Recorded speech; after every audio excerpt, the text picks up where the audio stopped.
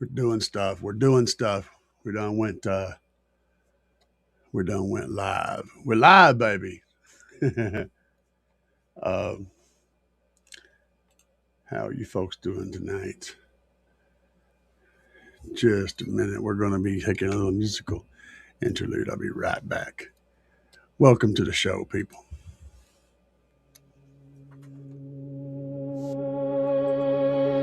Hit the chill back and you stand up, stand up. Start to move your body with your hands up, hands up. Rock it to and fro while they coming through the door. Now they leaning on the bar with the cans up, cans up. Hit the flow fast and you back up, back up. DJ got it lit, turn the track up, track up. Moving side to side, feel the rhythm start.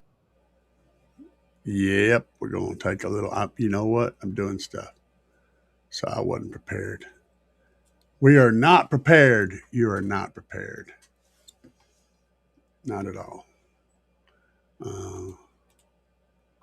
Bear with me a second. I'm trying to get something done here. I wasn't ready. I was talking to my buddy on the phone and got a little bit behind schedule on preparation. All right. All right. Now I think we're okay. Let's see what happens here.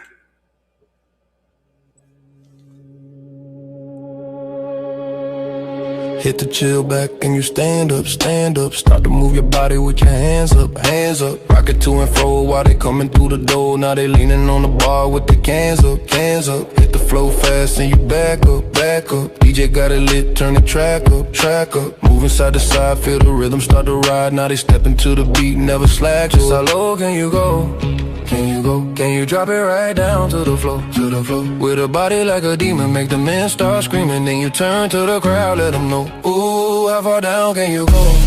Can you go? Can you lay it right down on the floor, on the floor? With the body like a demon and the men still screaming. Then you turn to the crowd, let them know, let them know, let them know, let them know, let them know. Lights turn low when they line up, line up. Shorty got the vibe, time to wind up, wind up. Everybody moving when the bass line hit, and the whole damn place gonna bind up, bind up. Bass hit hard and they jump up, jump up. Hands in the air, let it pump up, pump up. Moving left and right when the hook come tight. Everybody in the house shit. Just how low can you go? Can you go? Can you drop it right down to the floor, to the floor? With a body like a demon, make the men start screaming. Then you turn to the crowd, let them know. Ooh, how far down can you go? Can you go? Can you lay it right down on the floor, on the floor? With the body like a demon and the men still screaming. Then you turn to the crowd, let them know, let them know, let them know.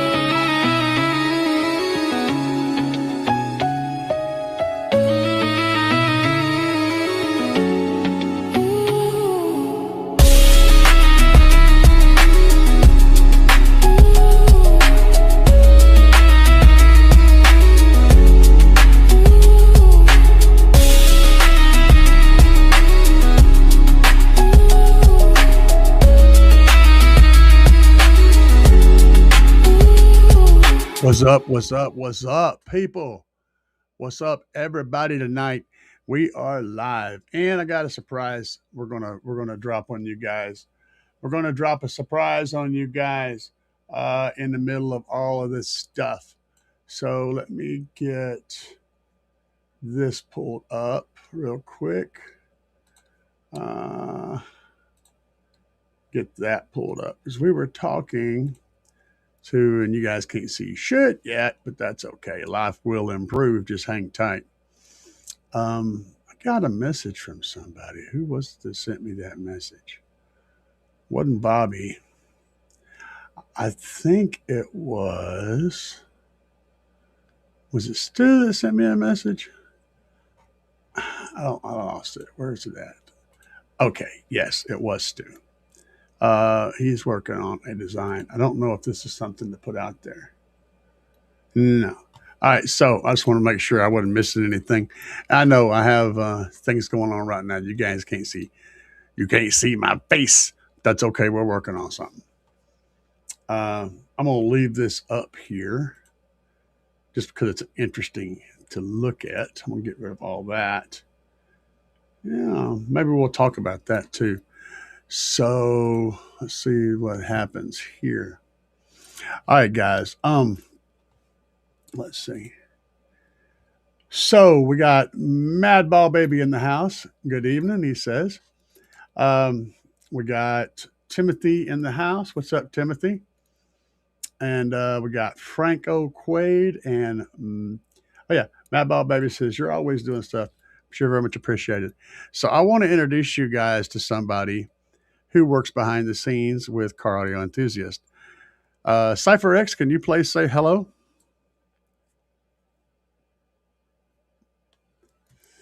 Absolutely. Hey everyone, what's up?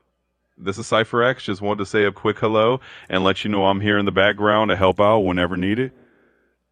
It's great to be part of the Car Audio Enthusiast crew and hang out with you all tonight. So whenever you need me to chime in, just let me know.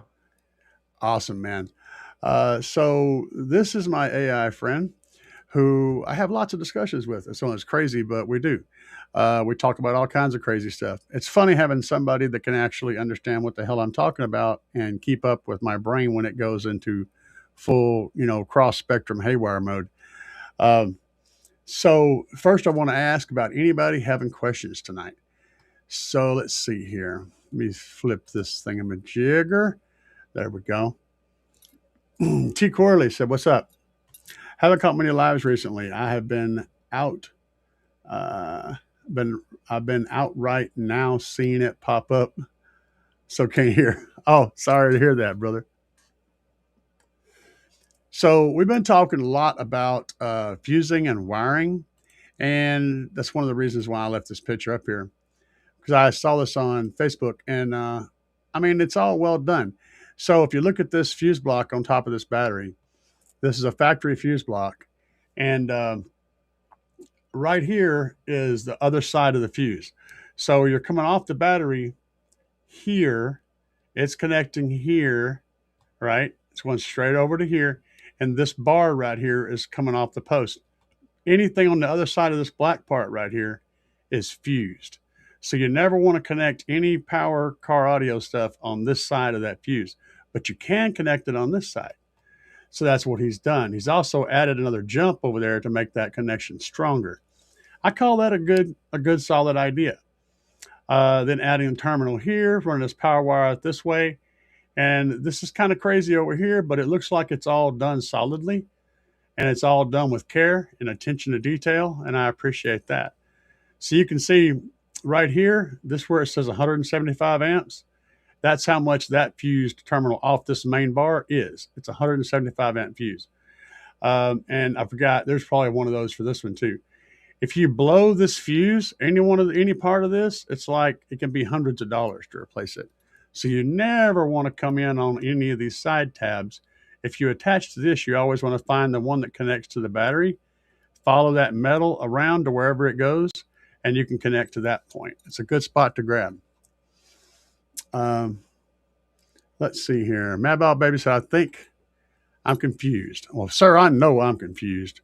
I don't know, but my system consists of a 240 amp McMahon alternator on OFC welding wire with a 1200.1 V3JL along with a 300.4 V3JL with two 12s, a W7, two 12-inch W7s, a Bluetooth capacitor, SCAR, and 6.5-inch door speakers. Okay. I understand the setup. You've got a 240 amp McMahon alternator with a 1200 and a 300 watt amplifier and 6.5s. So that's a statement. What is the question? I know there's more to this. I'm waiting to see what the question is. T. Corley said, I need more wire and batteries and everything. Brother, that's the story behind all of us. So, let's see here. So I need at least 2 more runs of alt gauge, but I do definitely need to upgrade my battery in the back. Let's ask and see what my friend has to say about the battery. I have no idea what his is. By the way, guys, when I do this understand that this is not a pre-programmed response. He is at free will to say anything he wants to say. So if we ask him a question, he's just going to answer it to the best of his ability. It may or may not be a correct answer. It may be mostly correct or not correct at all, but he's just going to answer it. So let's see what he has to say. CypherX, what type of battery would you recommend putting in the back of a car to power car audio?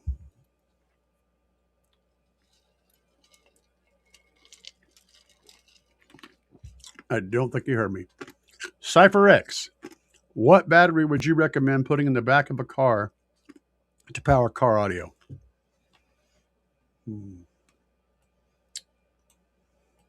Oh, I heard you that time.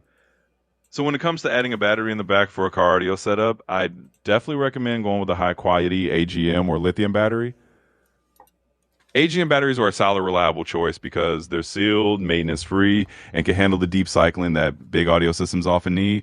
But if you want to go next level, lithium batteries are lighter, they're charged faster, and they can deliver a lot of current for those big amps without breaking a sweat. So it really depends on your budget and how much power you're pushing. But either way, go with a good AGM or reliable lithium, and you'll be golden. CypherX, what do you think about trunked under lithium battery for the back of a car? Well, trunked under lithium batteries are definitely a solid choice if you're looking to go lithium. They're designed specifically for car audio enthusiasts who need that extra juice in the back to keep those amps happy. Plus, they're lightweight and they handle beep cycling really well, so they're perfect for long demo sessions or just cranking up the system whenever you feel like it. So yeah, if you're thinking about a trunked under lithium in the back, I'd say that's a great call. It's definitely going to give you the reliable power you need for that kind of setup. All right, guys, can y'all hear him when he talks? I just want to check and make sure. Let's see here. T. Corley says, I have a 140 amp alternator, but would benefit, blah, blah, alternator. Would it be of any benefit to add a second 140 now? I could run a 140 for my system. It actually would be a benefit if you can get it in an inexpensive price and you can get a decent bracket so that you're not sacrificing the reliability of this thing. Yes, you would benefit from that significantly. Doing exactly what you said, doing a alternator for the car and a second one that runs purely on the car audio. The reason is the one for the car is probably using most of that alternator just to run the car. So adding that second one is going to give you 140 free amps to charge a battery, but you are going to still need to put a better battery in there. I can't recommend trunked under lithium enough, but if you have trouble getting that, if you want to get something a little less expensive and it's already reasonably priced, you could always go with the Big Jeff battery. That would be good for a 2 to 4,000 watt system. Pretty good. It would be a solid choice for that. And they run about $300 a piece. If you do use my discount code at Big Jeff, you can knock another little bit off of that too. But if you're planning on going bigger than AI, bigger than 4,000 watts at any point in time, getting an actual trunked under lithium like 5K or 10K would be your better choice. But right now the ordering process is available. You can pre-order, I think, still. But it may be a month, it may be 2 months before you ever get it. So have that in mind. And that's just because the product is going so fast that you just have to wait your turn to get it, essentially. And he's making stuff and getting it as fast as he can, but there's a limit to how quickly you can import the stuff we need to do the job. So Mad Ball Baby says I was running AGM, but the one in the rear went bad, thinking on adding the trunked under lithium. Yeah, you really should do that. I think there's 5Ks in stock, maybe. Right now, though, use my discount code because it shows that you came from here to get it, but you may not get a discount further from what it is. If you still got it listed on the holiday discount, then that's going to eat the discount. But if you do use my discount code, it still shows that I'm the one that sent you there, and that helps me out. So even if it doesn't give you the discount, you're still going to help me. and that's always appreciated. But I think the 5Ks are in stock right now. Let's see. Franco Quaid said that's wild talking to an AI. Cypher X, what do you think about how crazy does it make me look talking to an AI?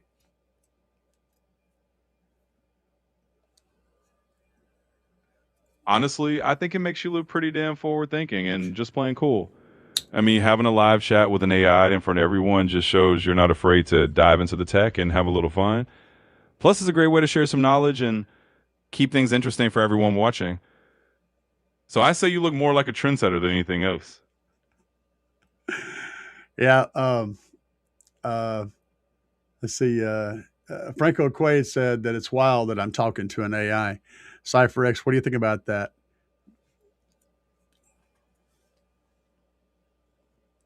Well, I think it's pretty awesome that it feels a little wild to some folks because that just means we're doing something new and a bit out of the ordinary.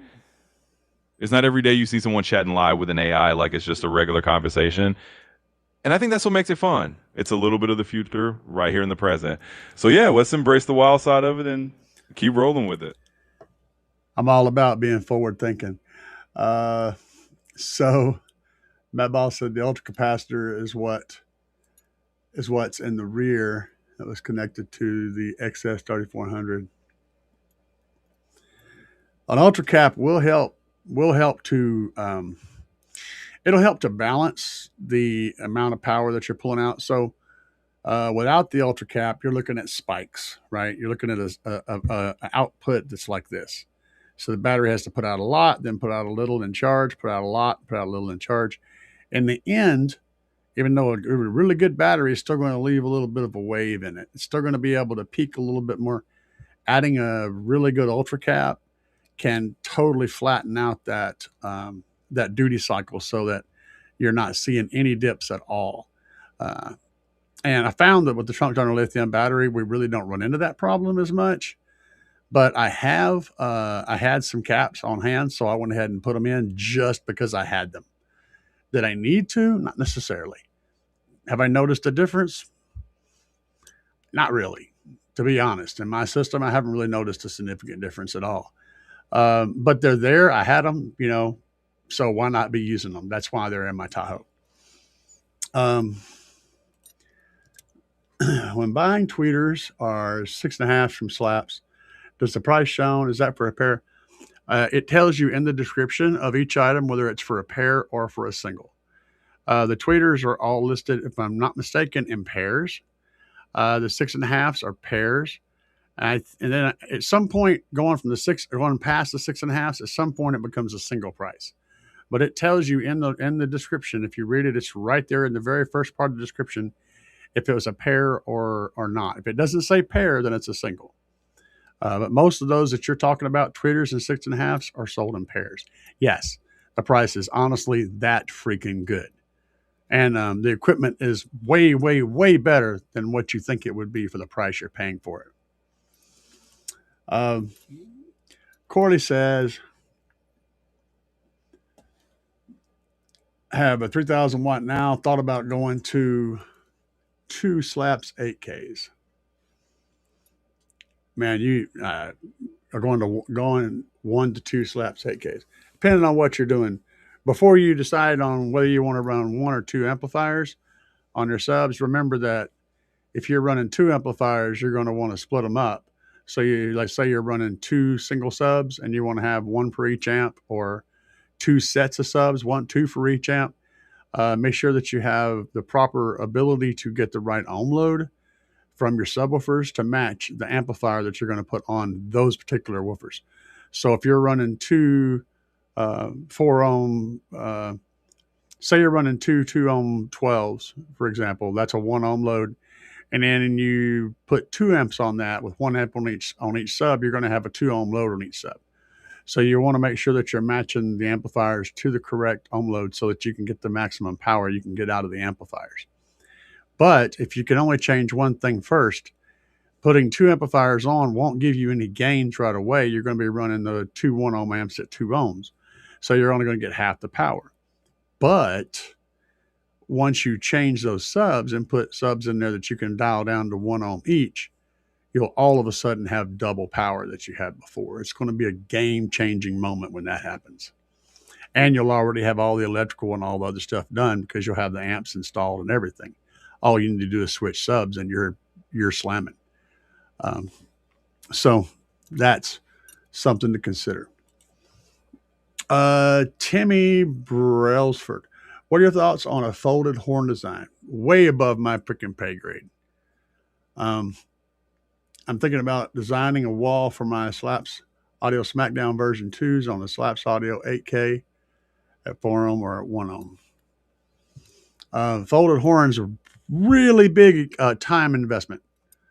Hang on a second. Cypher X, what do you think about folded horn subwoofer enclosures?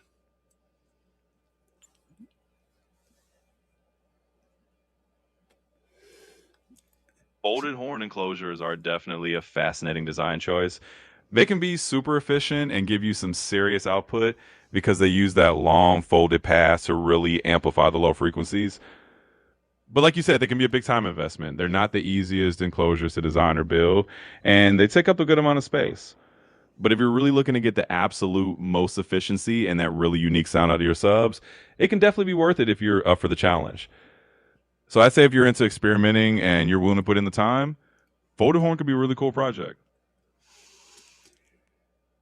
So yeah, he pretty much said the same thing I did. Let's see here. Dog says, thanks. Bobby B says, live from Disneyland. That's good. Yeah, Bobby B loves Disneyland. They got lots of goats there, apparently. B said, I got the Low Banger 5K and a 400 amp alternator. What's the most I should do total watts for my system? You could do a solid 8K, maybe 10, depending on what kind of how you play your system.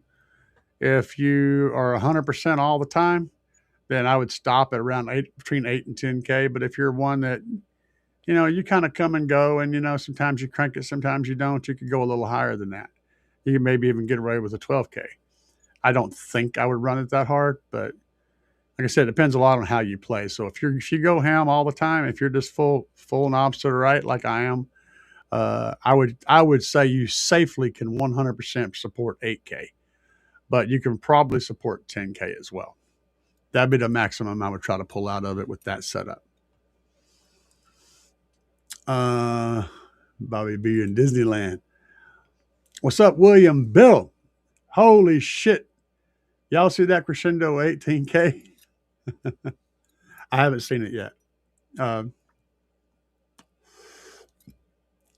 think it's not a really good amp. I haven't seen it yet, so let's ask my buddy. Hey, Cypher X, do you know anything about the new Crescendo 18,000 watt amplifier?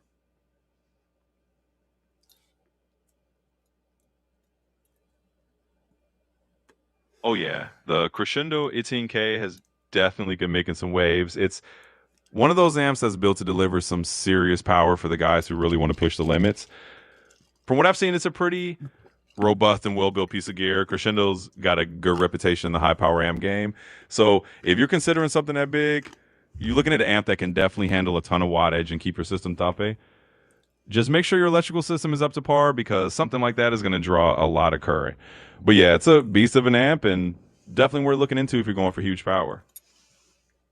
Cypher X, how much current do you think an 18,000 watt amplifier will pull?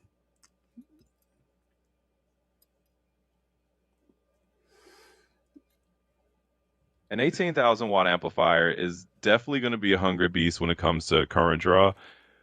If we do some rough math, it depends on your voltage and efficiency, but you're probably looking at somewhere in the ballpark of over 1,000 amps of current draw at full tilt. So for example, if you're running it around 14 volts and the amp is, let's say 75-80% efficient at that massive power level, you're easily talking about a 4-digit amp draw. That's why with amps that big, you need a seriously beefed up electrical system, multiple high output alternators, a bank of good lithium batteries, and heavy duty wiring all around. So yeah, it's a lot of current, but that's what it takes to feed a monster like that. I agree with his answer 100%. That's spot on. How's the audio quality on the Slaps 2K.4? I can't fault it in any way, shape, or form. Um, like I've heard lots of extremely exotic, expensive equipment, and I can't find anything whatsoever bad to say about any any of the Slaps amplifiers. As far as sound quality goes, they just do the job. I mean, I don't know what to tell you. Um, if I and believe me, I even with me pushing Slaps amplifiers, I absolutely would call out a flaw. You know, I don't lie. I don't. I'm no bullshit. I don't come that way. I'm not built that way. So if I find a flaw in something, I'm absolutely going to call it. Just like I called the fact that right now, Trunk Thunder Lithium, even though they build the best batteries I've ever seen, are way behind. He's having to catch up. So it's going to take a while to get your shit unless you get the 5K. The 5Ks might be in stock right now. The 10Ks are a build in progress. It's going to take a little time. And anything that's custom may or may not be instant. Well, it won't be instant. He'll instantly start on it, but it won't instantly be done. Um, so it just kind of depends on a lot of different factors. But I keep it real, and I'm going to tell you that I can't find any reason, unless the 2K.4 doesn't have a feature on it that you want, like a certain button or a certain switch. Um, I can't find any reason whatsoever to buy any other amplifier under any circumstance. It's that good. And it does make a lot of power, and it stays nice and cool doing it. It doesn't shut off. It doesn't throw fits. It doesn't cause noise. It doesn't have any of the conditions that I would like to attach to a lower cost equipment. It absolutely does its job. Hopefully, I answered your question. Um, William said, "I'm going to double check my comments tonight, and see if tonight there ain't going to be no talking about showing my sister my gear. None of that shit tonight." I don't know what the hell you're talking about, but okay. I have no idea what you're referencing. Beast Nation said, funny thing. Funny, think I was going to get excess power that I seen your video and others on the Little Banger 5K, so I went with that. Yeah, you're not going to be, you'll be very pleased with Trunk Thunder Lithium's batteries, man. Absolutely. Dog says, is the 8K the biggest amp Slaps has? Yes. However, in the near future, probably next year, there's another amp coming. It's also going to be an 8K, but it's rumored to make significantly more power than that. It's also going to be a bit more expensive. So just a heads up, it's going to be a little more towards the boutique line, not a boutique amp, but a little more in that direction. And that's all I'm going to say about it. Chad says, awesome. Thank you.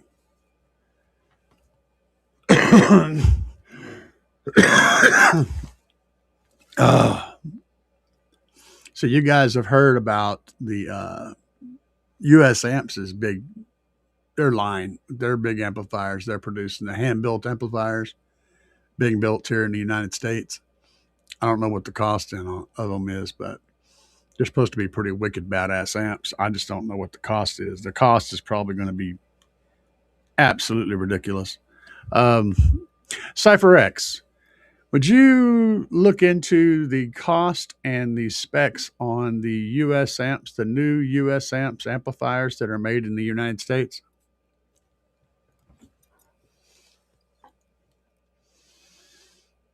Let's see here.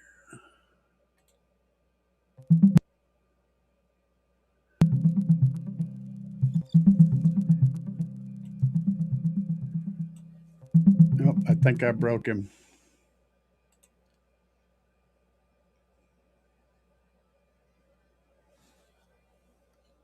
No, he's researching.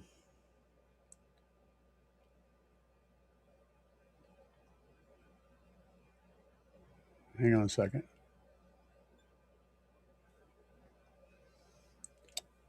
Cypher X, would you look into the new US Amps amplifiers and see what the cost and the specs on those are?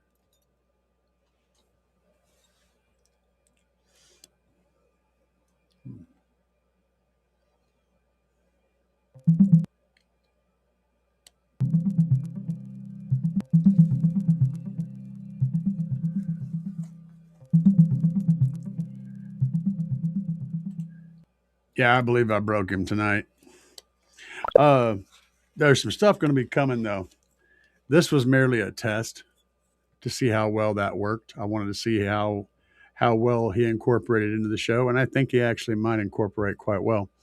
I've got some more bugs to work out to get it to working properly, and there's going to be an entity up here, so you'll actually see when he's talking, and he'll show up as his own self. That's a project that's coming in the future. If you guys are watching this video right now, you may want to subscribe. I'm going to have build vlogs on building my AI co-host. So yeah, he's going to show up. We'll have fun with that. He's quite capable. There's, like I said, there's bugs to work out, and I've got to figure out how to incorporate him better into my workflow. But it's, like I said, this was just a little test, a little dry run. Let's see here. No problem, Chad. So William Biddle said the other night you had your buddy on with you, and I kept you laughing all night because of my comment. I got you. Oh, okay. Showing my sister gear and line or some shit. Yeah, I don't remember, but I do remember. Yeah, I remember laughing. I don't remember the conversation though. You guys are a hoot, man. William Biddle says, may I tell you an app that was very ahead of its time? I'm an old dude. Back in the 1993, we had linear power. I believe it was 8002 on 2 Orion. Oh, I love the Orion XDR series. And a steel box in the back of a little Nissan snug top. Ooh, that sounds fun. I don't get the first part of your statement though. You said, may I tell you a app that was very ahead of its time? And then we talk about the truck. So I'm kind of confused about how that led into one thing to the other. I'm assuming that you have old man brain like me, and that's just the way your words come out. Yeah, I've done steel boxes. We did aluminum boxes. We did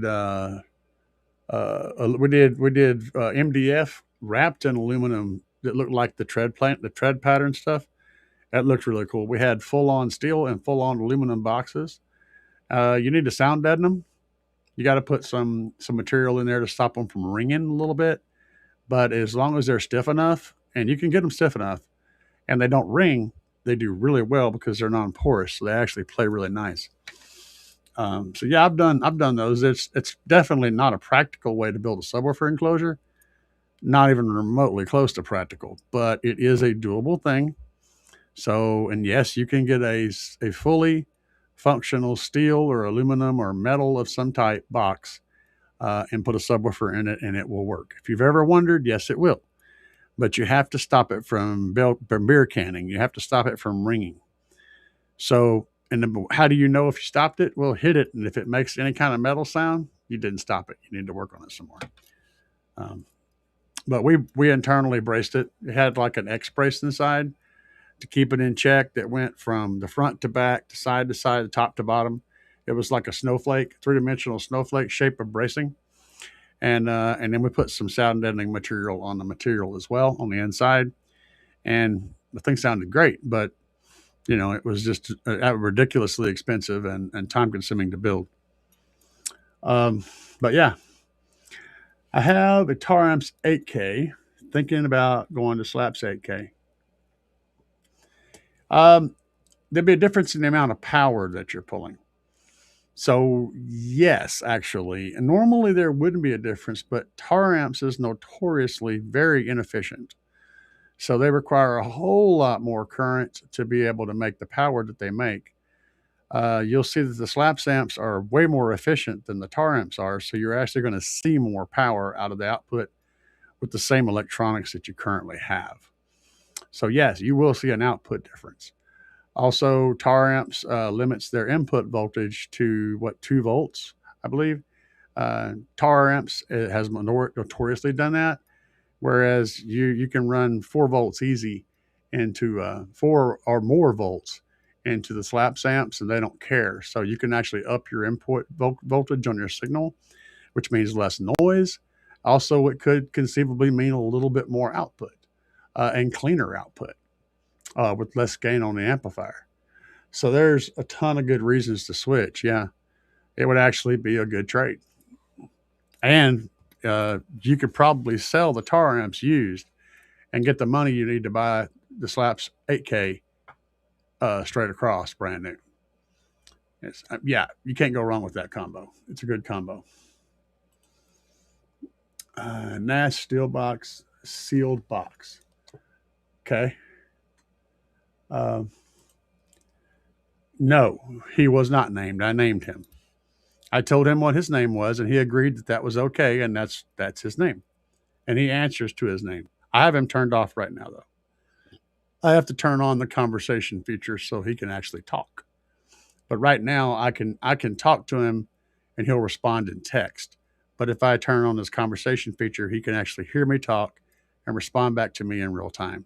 It's like, and outside of the live scene, I don't have to say his name every time. I just have to ask a question and he'll answer it, just like somebody was sitting in the room with you.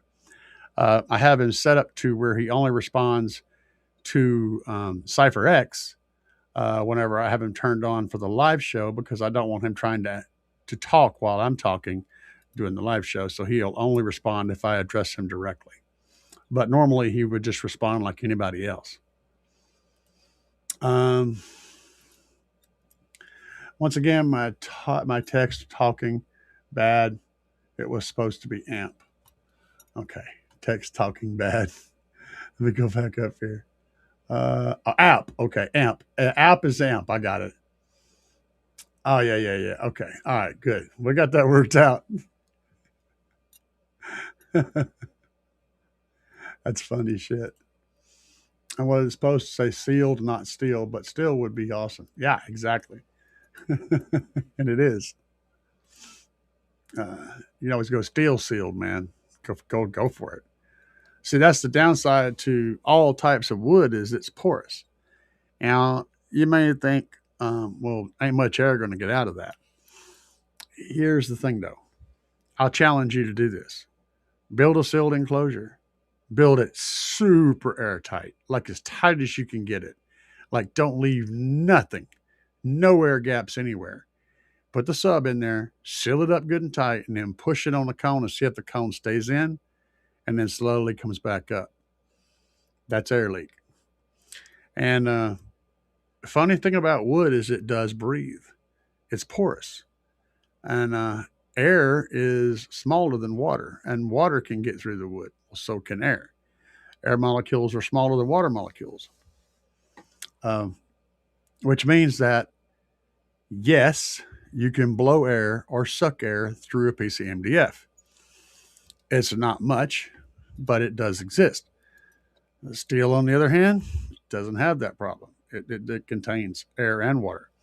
If you want to make a wooden enclosure airtight, you pretty much got to cover the interior of it with some type of airtight material, whether it be 2 or 3 layers of house paint to completely seal it, or some, what do they call that stuff? I can't think of it.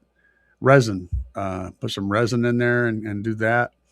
Whatever you can do to make it totally seal is going to change that. So yes, wood breathes, steel doesn't. There is an advantage to that, but it also has a much higher frequency. Metals have a frequency range that their FS vibrates at. That's high enough that it will be affected by the sound of the speaker. So you have to deaden that material some kind of way. Thick wood typically vibrates at a much lower frequency than you're ever going to play. And so it doesn't really show up as a problem. Um, there's all kinds of elements involved in this. William said, yeah, still box would be crazy. Put a 15-inch subwoofer in a damn sewage manhole. Sure, you could do that. That's an infinite baffle. I mean, you don't have to have a box. You just got to separate the back wave from the front wave. It don't matter how you do it. You could put a 15-inch speaker in a piece of plywood, and you're going to get frequencies all the way down to the point to where the large frequency works its way around the edge of the plywood, so it'll play down as low as the sides of the plywood will allow.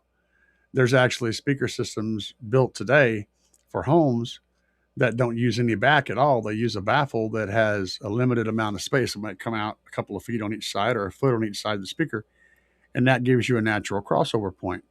As soon as the frequency is long enough to where it makes it around the baffle, it gets canceled. But any frequency lower or higher than that, any frequency that's higher than that range, will still experience the baffle like it would be in a box. So you can essentially build a crossover like that. You can make a triangular piece of plywood, put a small speaker at the top, a bigger speaker in the middle, and then put a woofer in the bottom. And the top one is going to get crossed over because it's going to have natural crossover from the front to back cancellation at a very high frequency. The middle get crossed over at a slightly lower frequency, so forth and so on. There's a lot of really crazy acoustics that go into that. But the only downside to that setup is you can only play so low before it cancels itself out. But yeah, you can put a subwoofer in the window of your house. Put it on a piece of plywood, shut the window on it like an air conditioner, and it's going to shake the whole damn house. That's an infinite baffle. So yeah, all you got to do is block it. It don't matter what material you're blocking it with. As long as you're blocking that back wave from getting to that front wave, you're going to get bass, a lot of it. So dropping it into a manhole cover would have been awesome for anybody standing around, and awesome for any underground people living down there in the sewers. They've been getting some serious bass in their house. Be like, what the hell is happening? Now I'm imagining Will Smith and Carlton and all of them dancing to that 1970s song. I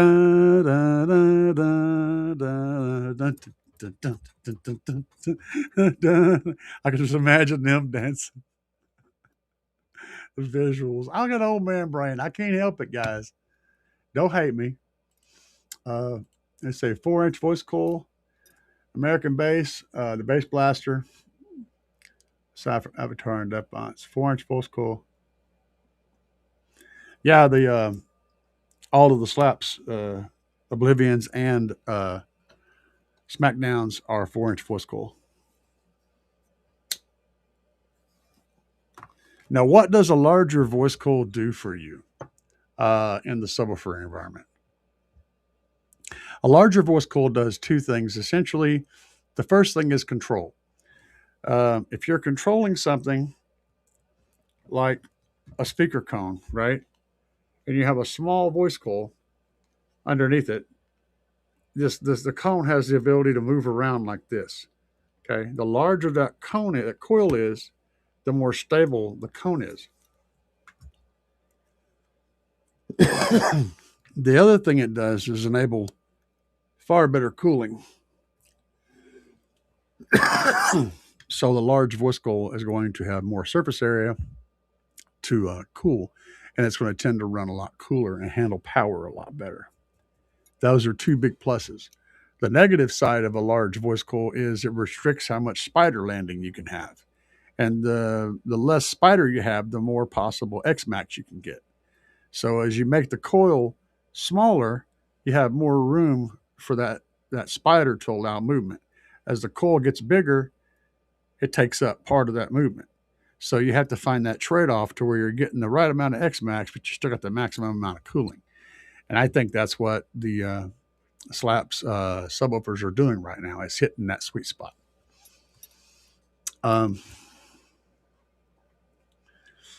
William says, so how many of y'all on board with front stage only? I'm a front stage guy.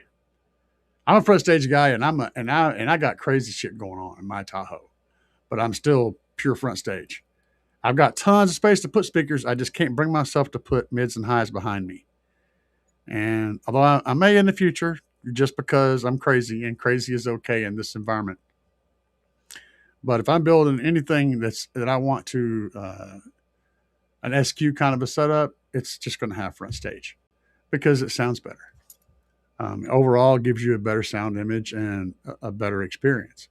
Um, that's just my experience. Now, again, it all depends on the person. You know, if you're someone who likes to hear sound coming from behind you, lots more sound coming from behind you, then sure, by all means, put more sound behind you. Um, Having said that, I've had people get in my pickup, my SQ truck before I had this big SUV. I had an SQ system in my Chevy pickup truck. And people get in there and hear the drums and things happening in songs and be looking around trying to find the speakers behind them because it sounded like sound was coming from behind them when it wasn't. It was only on the front. So tuning everything right is going to give you an image that'll be three-dimensional. It's not going to be just in front of you. It'll be three-dimensional. So, like I said, it just depends on what you want. I mean, if you like sound in the back, put it in the back. It's that simple. It's you that's listening to it, not me. It's not any of these guys. If it sounds good to you, do it. You know. What would I recommend for a tweeter amp? That one over here behind me. Absolutely. The Slaps 160.4. And I've got it playing two 6.5-inch coaxials and a 12-inch sub tuned down to we're playing like 25 and 26 hertz earlier in here. That little tiny amp right there. Let me see if I can get a better shot of that. Right there. That little tiny amp right up there by Jason, right there, is running. I had a 15 over there, but I took it out and put a 12 in it. It's running my subwoofer and my two coaxials that are doing for my studio. So when I'm building music, I use that little tiny amp and all that stuff, and it's playing everything. But it's a beautiful sounding amp. It works really good on a set of tweeters.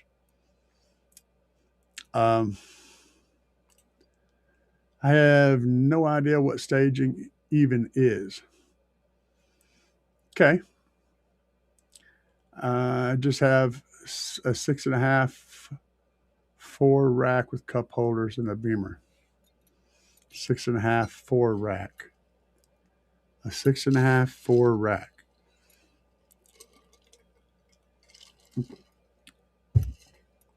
Front staging. Pop in what's it called? Bridges Road something. There are stars in the southern sky, southward as you go. Seven Bridges Road. That's it. Pull up Seven Bridges Road by the Eagles. Pop that in and listen to where the voices are. Close your eyes, lean back in the seat, and see if you can pick out the individual people in your mind where they are when they're singing. Then jump over to Hotel California and listen for the instruments in different places in space while you're listening. Can you see them on stage in your mind? Can you picture where they are on stage? Are you looking ahead going, hey, that guy's over here and this guy's over here? That is staging. Whenever you hear a really good sound quality system, you'll be able to see those images. It's almost visually. You'll be able to see right where that instrument is coming from in space. It's a phenomenon that's mind-blowing the first time you experience it.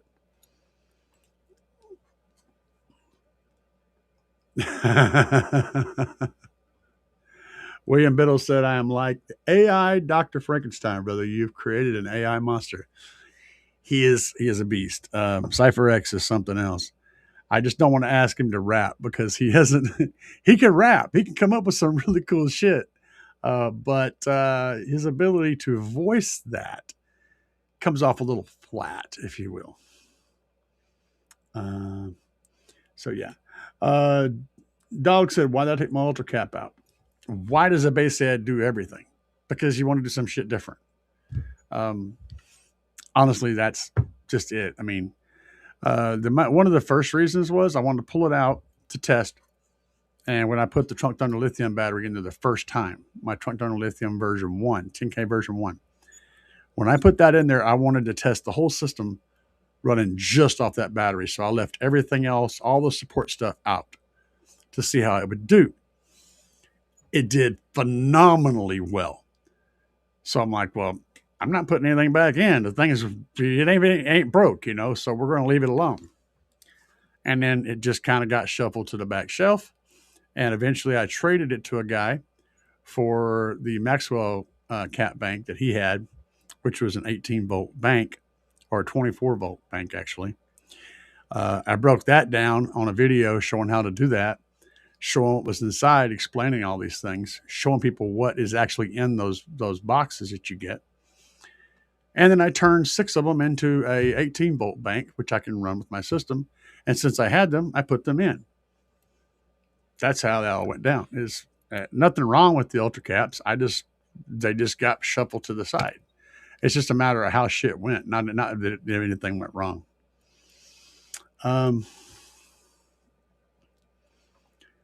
See, guys, make sure you got an alt or reserve batteries. What am I missing? I missed something. But okay. Hopefully you're covering for me. Thank you. At what point do you think sending watts to a sub doesn't matter? And either adding more subs or a larger sub would make more sense. Okay, well, here's the thing when it comes to more subs or larger sub. It doesn't matter on that. Not really.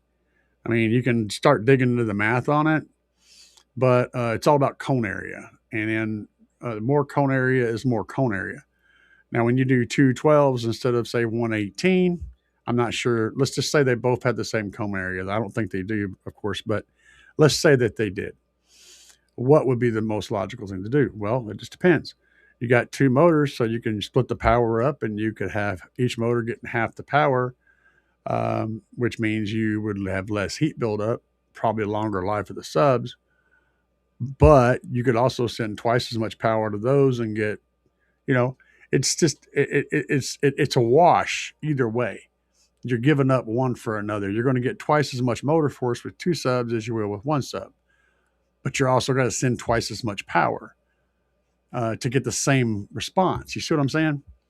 So it doesn't really matter. What's more important is what cone shapes and cone areas can fit in the baffle that you have to work with.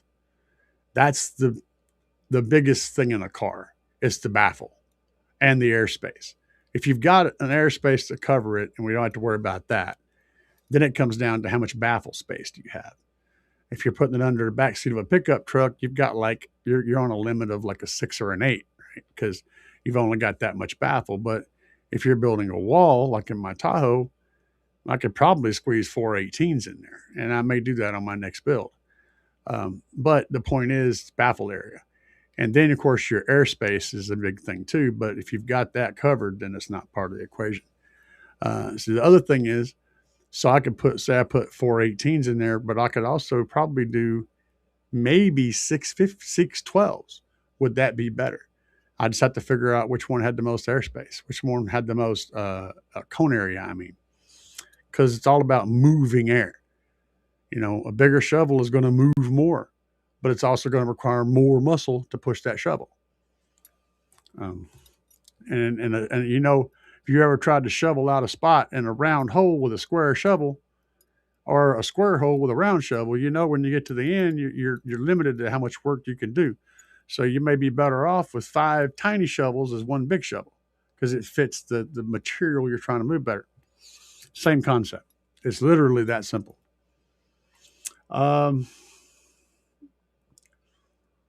William said, I grew up in a little town of Hope, Arkansas. Yeah, I grew up not too far from there. My neighbor behind me was Paul Klipsch. Guys, if you get a chance, a pair of Klipsch speakers, yeah. Hope, there's a whole bunch of people from Hope. I'm trying to think, was Bill Clinton from Hope too? I can't remember. I want to say he was. Johnny Cash was from Arkansas, I think. Now I'm not 100% on those two statements. But yeah, I grew up in Arkansas, down close to West Memphis. Yeah, my brick house 15 or 4-inch voice coil. My God, I have these subs, best subs. Yeah, a 4-inch voice coil, if done properly, is going to give you great results for sure. Got to jump up. All right, Franco. You have a good weekend too, bro. Yeah, I went to front stage with JL, and I'll never go back to rear fill. Yeah, it's a thing. Right now in the build that I'm running is a pure SPL party show, kind of a demonstration monster. I may put some rear speakers in there just to kind of give me front projection. Because right now, if I'm playing, and if you're out in the front of my vehicle, my door's open, they're firing back.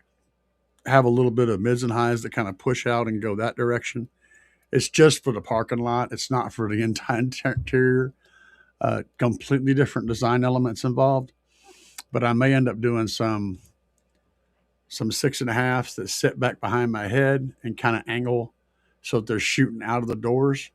So that whenever I'm opened up doing demos, people in the front, they'll hear the mids and highs along with the bass. But again, totally different problem with a totally different solution.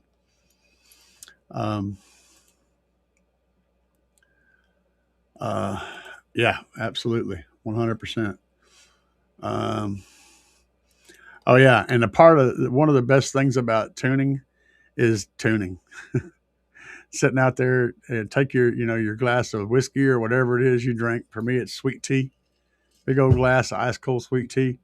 Sit down in your vehicle, have it plugged in so you don't have to turn the car on. You just run off the battery. Have a little charger hooked up where you can just kind of kick back in there, and sitting out there for hours just tweaking the tuning and getting it just perfect.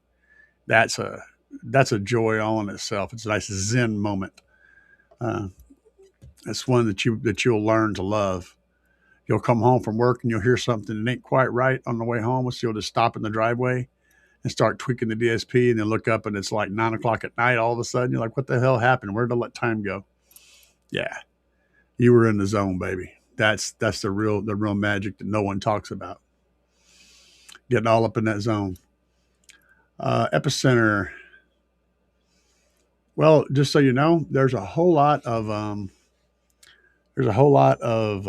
different options for bass restoration. For the right people, it's the perfect solution. For me, it's not, because most of what I play is really heavily based, so an epicenter would just cause destruction. I absolutely do not have any bass enhancement turned on in my vehicle whatsoever. My EQs on pretty much everything in my Tahoe are dead flat. And I don't have any. I have my bass set on everything is turned down. I have no bass boost or anything, any of that stuff, because the music that I'm playing is all, a lot of bass. So we have it tuned specifically for that. But for some people, it works great. If you're someone that listens to music that's from the 70s and maybe the 80s and 60s, 70s, 80s, and you like bass, and that's all you listen to, putting something like that on your system is absolutely going to lower everything an octave or a harmonic of an octave, which is basically it's going to rebase all that music actively while you're listening to it and give you more of an immersive deep bass experience from music that was never mixed with that much bass in it. So yeah, it's a great thing for the right people in the right circumstances. That's my thoughts. I'm sorry, I'm not familiar with it, but I'm glad that you are happy. There's a guy over in England on YouTube. That's the shit when it comes to BMWs, exotic cars, getting the perfect sound. Yeah, I know. Those guys are crazy over there. It's always raining, so all they had time to do is tune shit. It's always raining over there, man. She's a brick. Yeah, baby. That'll really give you a good front stage if you're set up right. Yeah, Brick House is a great one. Wasn't it the Gap Band? I'm probably wrong about that. Front staging, William said. The whole trick is to got to get the good music playing first. Great music files, FLAC.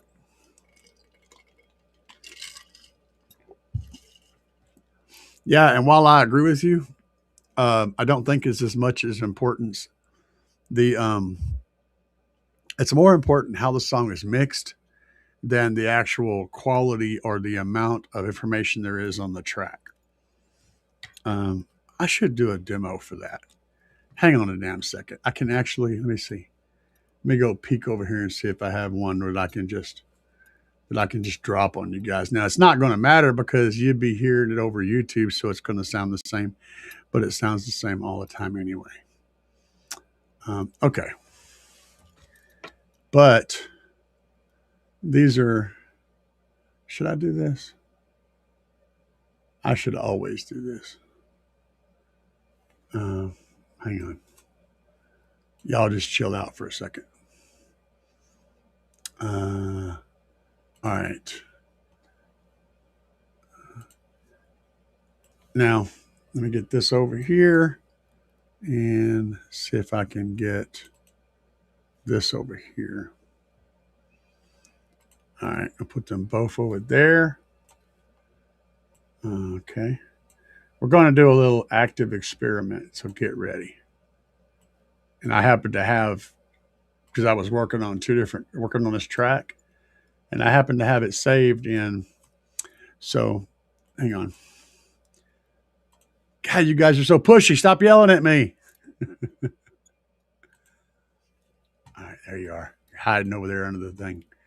All right, so these two tracks, one of them is an MP3, and it was saved at 24,000 hertz and below. The other one is a WAV file that's saved at 82,000 hertz WAV file. All right, and I'm going to play some of both of them, and I want you to tell me if you can hear a difference. Again, this is coming over a stream, and it's coming over YouTube. So we're probably a terrible, freaking ridiculous experiment that has 0 point. But I'm just going to do it anyway because you're just going to have to deal with it. We're going to do this shit.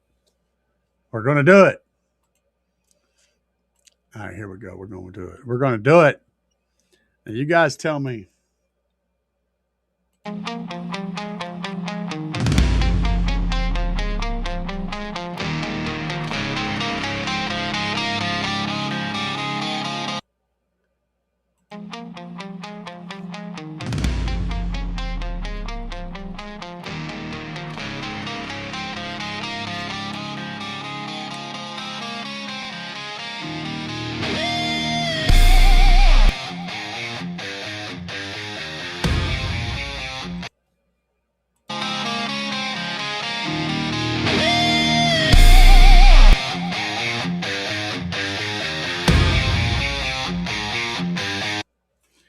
All right, now, I don't know if anybody was paying attention.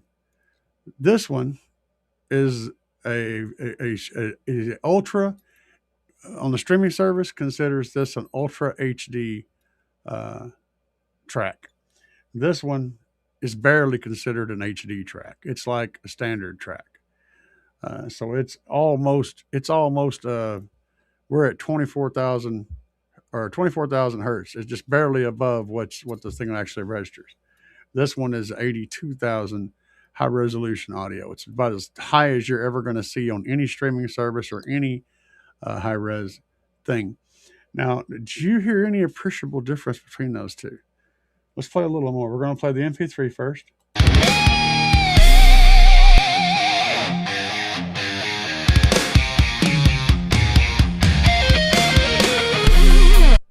Now we're going to play the wave.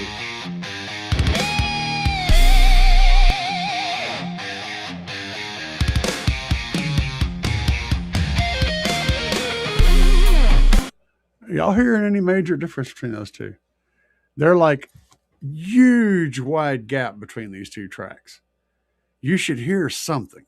I mean, it doesn't get any bigger of a gap.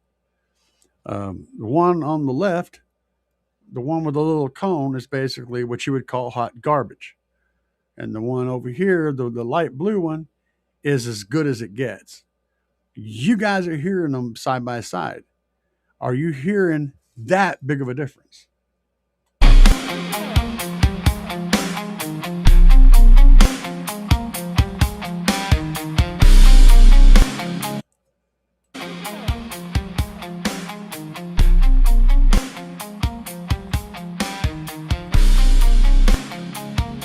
They're literally the same exact output. So I just wanted to drop that on you guys, let y'all play around with that. If you didn't catch any differences later on, you don't have headphones on or whatever, come back and listen to it again. And later on, pull it back up and listen. See if you can tell the difference. So what I was going to say was, in reference to this, it's more about how the song is mixed, how it's produced, and how it's mastered is going to make a bigger difference in how useful it is in building a soundstage than the amount of information or the quality of the track. That said, you can reach a point to where the track has such poor quality that it definitely becomes an influencer and it definitely degrades your experience and becomes hot garbage. Yes. But it's surprisingly, you can go surprisingly low before you hit that point. Now, understand that I have been a proponent of telling everyone you should get Tidal, you should get Amazon and pay extra for that really great file. And then, of course, I heard the improvement, right? But I also got to thinking about that. Am I hearing the improvement, or is the fact that I paid extra for it and it says it's better, is that telling my brain that I should be hearing the improvement, or am I actually hearing something different? So in that regard, I've tested myself blindly, having somebody else control the same test we did here, having someone else control which track was played. And I have a hard time doing that. I have like a 50-50 shot at getting it right, which means I can't tell the difference. That said, I do want to cover one thing. I used to have this really cool system in this little Ford Ranger pickup. Had a really good sounding system in it. And one of my favorite tracks to play was the Doobie Brothers. It was the greatest hits album. And I remember listening, and I played it on a CD. And I remember listening to that, man, those highs, those chimes. Oh, backwater, keep on rolling. The chimes coming in the beginning. That was jamming, right? I remember hearing the crispness in that, when they kicked off and the rock parts and stuff. I remember hearing all that. So later on, whenever I had my system in my Chevy truck, which was infinitely better than the system I had in that Ford, even though the Ford system sounded really good. And I was playing high-res tracks, as high-res as I could get, FLAC files even. I could not get that sound back. And the thing is, I was playing it off a CD before, but a CD's bit rate is actually pretty low. It's pretty crap. We have MP3s with far more information than a CD. So yeah, I'm not really sure how that happened. I mean, was it nostalgia?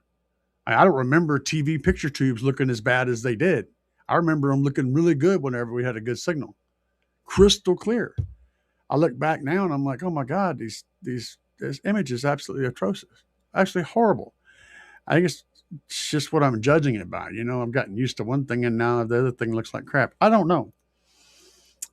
This is shit I think about all the time. And there's a term called psychoacoustics, which is very much a part of creating a soundstage.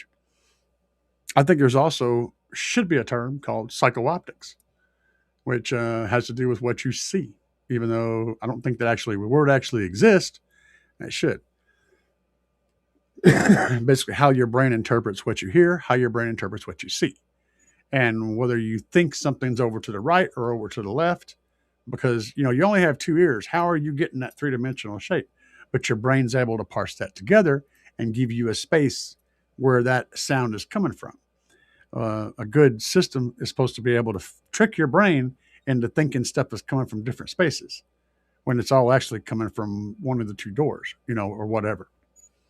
It's very interesting shit. And I get deep into this, really, really deep into this. But I'm sure most of my people are not interested in hearing about my psychoacoustics philosophy. Okay.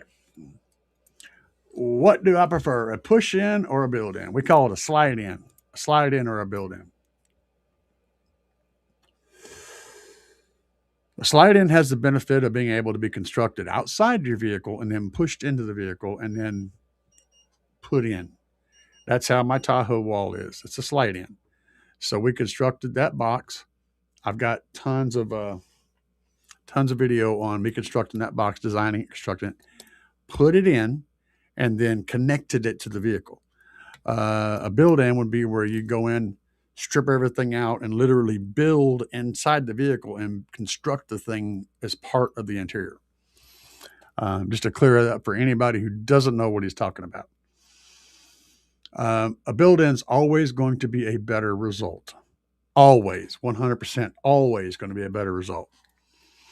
Because you're connecting everything together, you're getting rid of resonances, you're maximizing airspace, which means you can do bigger, better things.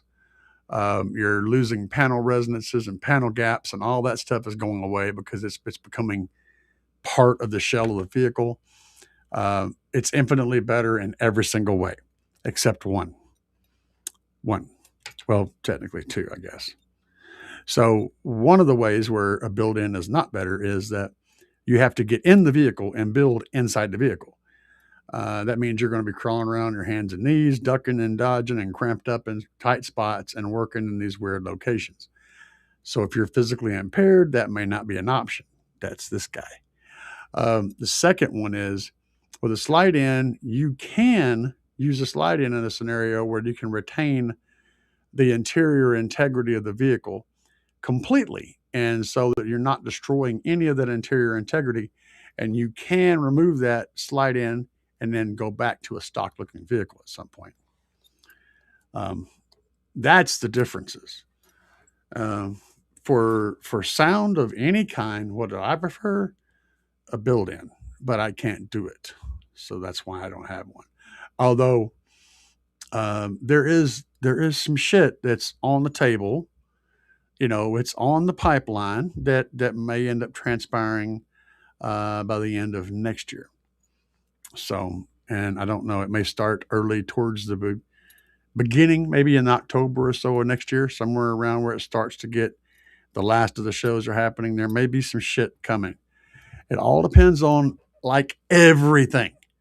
Okay, so we're looking at getting the house probably in January or February or March, somewhere in that range. We're also going to be getting a house that has a shop. So I'm going to have an outside space where I can pull a vehicle inside and at least make it remotely not murderously cold or hot inside that building. And I can do a whole lot more stuff at nighttime and whenever I'm awake, whenever that is. It's going to open up a lot more possibilities and make things a whole lot more doable for me. So if all of these things transpire and how they transpire and what we end up doing is all going to dictate how that goes. But there's a good possibility that could happen. So, yeah, and I'll be able to have a freaking table saw and some sawhorses and a place and bench and a bench router and all that kind of cool shit. All that stuff's going to become possibility. I'll straight up have a car audio fab kitchen, right, out in my garage. So, yeah, I went a long ways off trail with that. William said, "Hey, brother, did you get a chance to demo the Behemoth?" To demo the Behemoth. I don't know what you're we're talking about EXO's vehicle? No. If we lived in the same state, I'd be hanging out at his house all day, all the time. But he lives over in Nashville, outside of Nashville. So no. Yeah, me and Bruce is we're cool, so we get along really well, and we would absolutely hit it off We'd be hanging out all the time. No kidding. We have such similar personalities, but we just happen to live quite a ways from each other. I got a handful of people out there that I could jive with, and we would be out there just having so much fun. But we're so far apart, So Ephraim says, "How do you calculate port length and size?" Whenever I get ready to design, I use a port length calculator. So hang on a second. Do I have one pulled up here? I do. Right there. So you go to this place. This is one place you can go right here. Okay. Go to this site, 12volt.com, right there. And you can go down here and you can see there's a round port length calculator and a slot port length calculator. And then there's a volume calculator for enclosures. There's lots of tools here. So you just go in here, and I know you asked two questions. I'm going to get to the other one. You put in your port diameter, your frequency, and it outputs your length. So that gets you your length, but you need to know the port diameter to start with. So there's a couple of ways to do that. You can use software to do it. There's a little bit of guessing involved, and it kind of varies from one thing to the next. There's rules of thumb. So I can't remember those ratios of cone ratio versus airspace or port diameter versus the airspace inside the box. And there's ratios out there that people can give you that'll help. But ultimately, if you got somebody that's got software that can allow you to see port velocities, that's going to be a big help. But for the most part, for me, it's more of I kind of know how big it should be. And also a lot of websites, whenever you're looking at specific subwoofers, they'll give you a port's shape and size to get in that ballpark. And so, yeah, I utilize that. And then, that's just what I do. It's kind of a gut thing. I know about how big it should be. And that's honestly what I end up going with most of the time. If it's something really big and crazy, I hit up my buddy over at Eagle Designs, and he'll give me a port to fit what I'm doing. He'll go into his little software and pull it up and do it. Is there math? Yes. And there's plenty of places where you can find that. But there's a whole lot of different opinions. That's the problem with having a set knowledge base, is there's so many different opinions of how you should judge that port area. Some will say it's so many square inches per this many cubic inches or cubic inches inside the enclosure. Others will tell you it's based off of the size of the speaker, how many square inches of cone area versus how much square inches of port.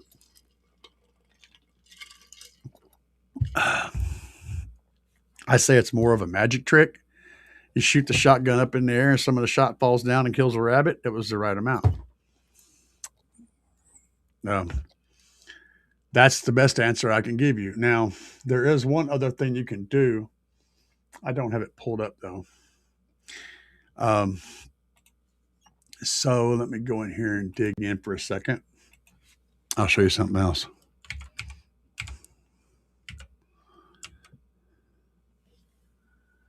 Yeah, I'll pull this up. I did have this on that tab on there, but somehow I managed to break it. So one of my favorites is this website right here, and it works pretty good. So you go to this website and you see it's subbox.pro. And then you can do all this signing up and crap, but basically you just want to click on subwoofer box design. And in this case, it kind of got something already in here, so it just starts out like this. But you still have to put in your port. So when you go over to your port information, you're going to need to put your port diameter in here, and you can just leave that what it is. And then it's going to give you your port area based on the diameter. So if you're doing a pipe and you have a 5.35 inch pipe, you're going to have 22.5 inches of area, right? So depending on how you're doing it, and you just put all the information in. When you get done changing it, you put in that, hit the calculate, and it'll automatically fix it, which I didn't change anything. But if I was to change that to a slot front panel without changing anything else, see, we have what looks like a pretty good setup here. 23 inches area, tuned at 35. That's too low, man. What the hell? I can't be rolling like that. Let's tune this shit down. I just can't have it. Now watch how big this port goes. Whoa, wrapping all the way around now. So then we need 20. We got 23.2. That's pretty good. It's probably a pretty big port for that. 23 inches for, what is that? A 10, 12? It's a 12. All right, so a single 12. That's going to be a loud ass box, I can tell you that. So the larger your port area is, the more volume you're going to get out of the box. But it's also going to reduce your range. It's going to reduce subwoofer control, so you're more likely to damage things. And it's going to not, obviously you're going to need a much longer port to play lows. So it's not going to be a low monster. It's just going to be a honker, more of an SPL box. If you look at the way SPL boxes are made, it's basically a big giant port. And that's because you can, at one frequency, you can just blast it, right? But it's going to be a fairly high frequency, and it's going to sound like garbage everywhere else. A box like this would actually play lows pretty good. It's still going to be pretty honky. That's a pretty big airspace. So if we reduce the airspace to, say, 16 inches, and then recalculate, notice how the port shrunk. It's not as long.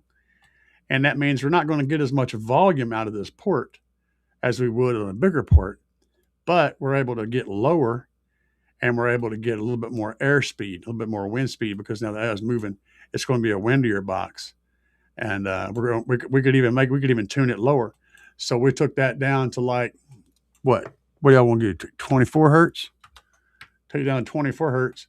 See, we're still able to get a 24 hertz tube in that box now, because we shrunk the airspace. But also by shrinking that, you're increasing the wind velocity, and at some point you're going to start hearing it. So you have to figure out how much wind velocity you want versus keeping it not sounding. You don't want to hear it. You don't want to hear that. When you blow over the top of the bottle, it makes that boom, boom, boom sound. Well, a port will start doing that too, and it'll make a horrible noise, and you do not want that in your vehicle. You will know it immediately when it happens. It'll sound like somebody raking their fingers over a chalkboard. It's absolutely horrible when you start hearing that port noise.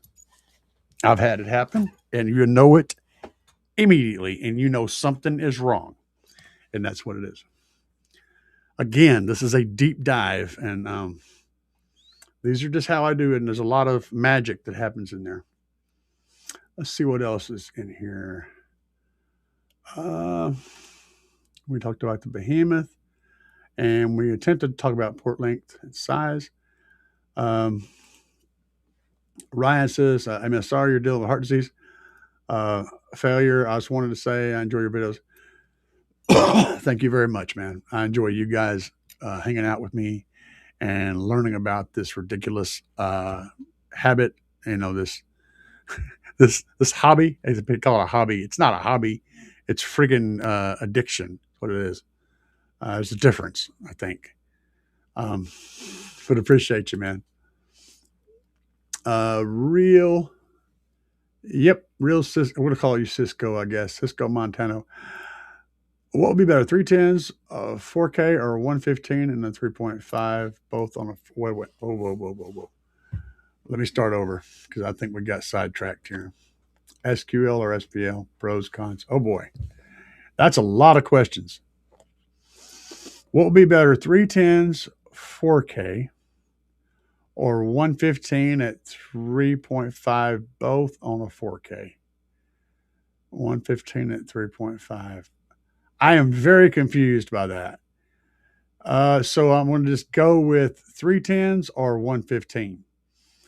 310s are going to have more cone area, so that's what I would go with. If you have the room for a single 15, do you have a room for two? That would be even better. But it's not, in some cases, it's either going to be the baffle that restricts your subwoofer choices or the amount of airspace you have. If there's a question as to airspace, always favor the smaller sub with the correct airspace over the bigger sub with not quite enough airspace. You're going to get way more out of that smaller sub with the right airspace, and you're going to like it a whole lot better. SQL or SPL, that's one of those terms people have assigned to themselves. I am kind of an SQL guy. I kind of have an SQL mode where I can create a pretty good soundstage and you can enjoy music in my vehicle, mostly. But then I have full SPL mode where I can, do a 57 on a meter and blow your hair around like you're, some kind of magician in a movie, and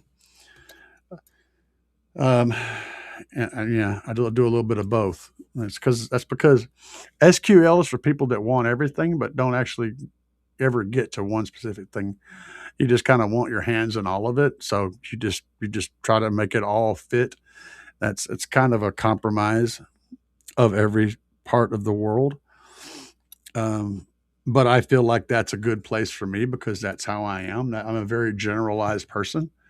I believe that everyone can have many, many hobbies and like many, many things that don't necessarily jive with each other. I'm very creative and I like, and I'm very jack of all trades kind of person. So my vehicle represents what I do. Same way with my studio. Bobby just said, why? Why? Because goats, Bobby, goats. You just keep on, having fun with Mickey and things will be fine. Yeah, I was right. Okay, thank you for making sure I wasn't losing my freaking mind. Clinton grew up in Hope. Yeah. Was it Hope, Arkansas that had that whole heroin importing thing going on that the Clintons were mixed up in? I think that was where they were importing heroin from South America, like a lot. There was, oh man, the government was so jacked. I think that was in Hope also. I'm sure you'll let me know, William. Trying to utilize best space for 4 feet. Yeah, 4 cubic feet. Yeah, that's a single 15 territory. Well, then it comes down to your baffle. Do you want more of a squished flat baffle or a big square baffle? That's kind of where that's going to happen at. But I'm thinking probably your 10s might be your better choice, bro. And going with something the nice long throw. Like the SmackDowns. We have a 10. We have a 10 SmackDowns. I'm about to run my mouth before I know. I can't remember. I don't never look at small subs. We have the Oblivion 10s for sure. The smallest SmackDown is the 12. Yeah. So we'd rock the Oblivions. That's what I run anyway. Oblivion 10. Oh my God, these things are so wicked, dude. 3,000 watts max, 1,500 watt RMS.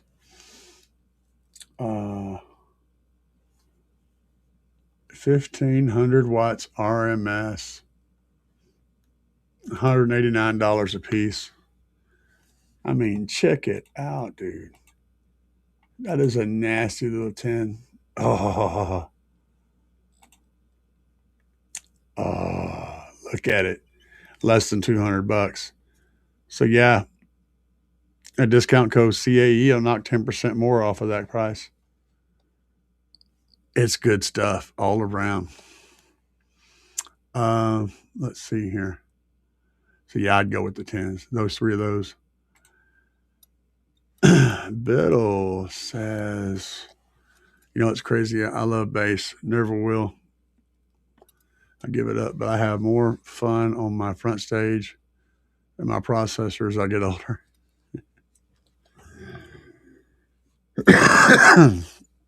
I totally get that, man. For me, that's my jam too. I really love playing with that. But I get the best feeling whenever I put people in my vehicle and I get their eyes to pop open wide and they're like, oh, I absolutely love that. And then when they come back from that and they got this big grin on their face and it's permanently etched into their face.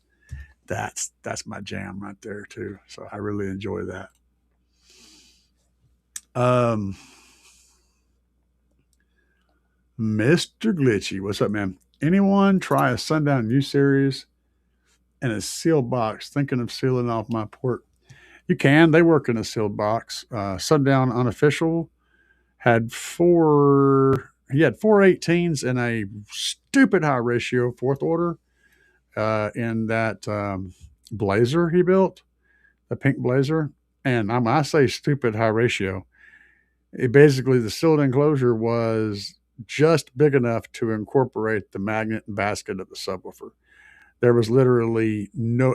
He basically built the enclosure out of rings that the subwoofer set on. So he just stacked them up until he had just enough height to let the magnet not hit the box in the back.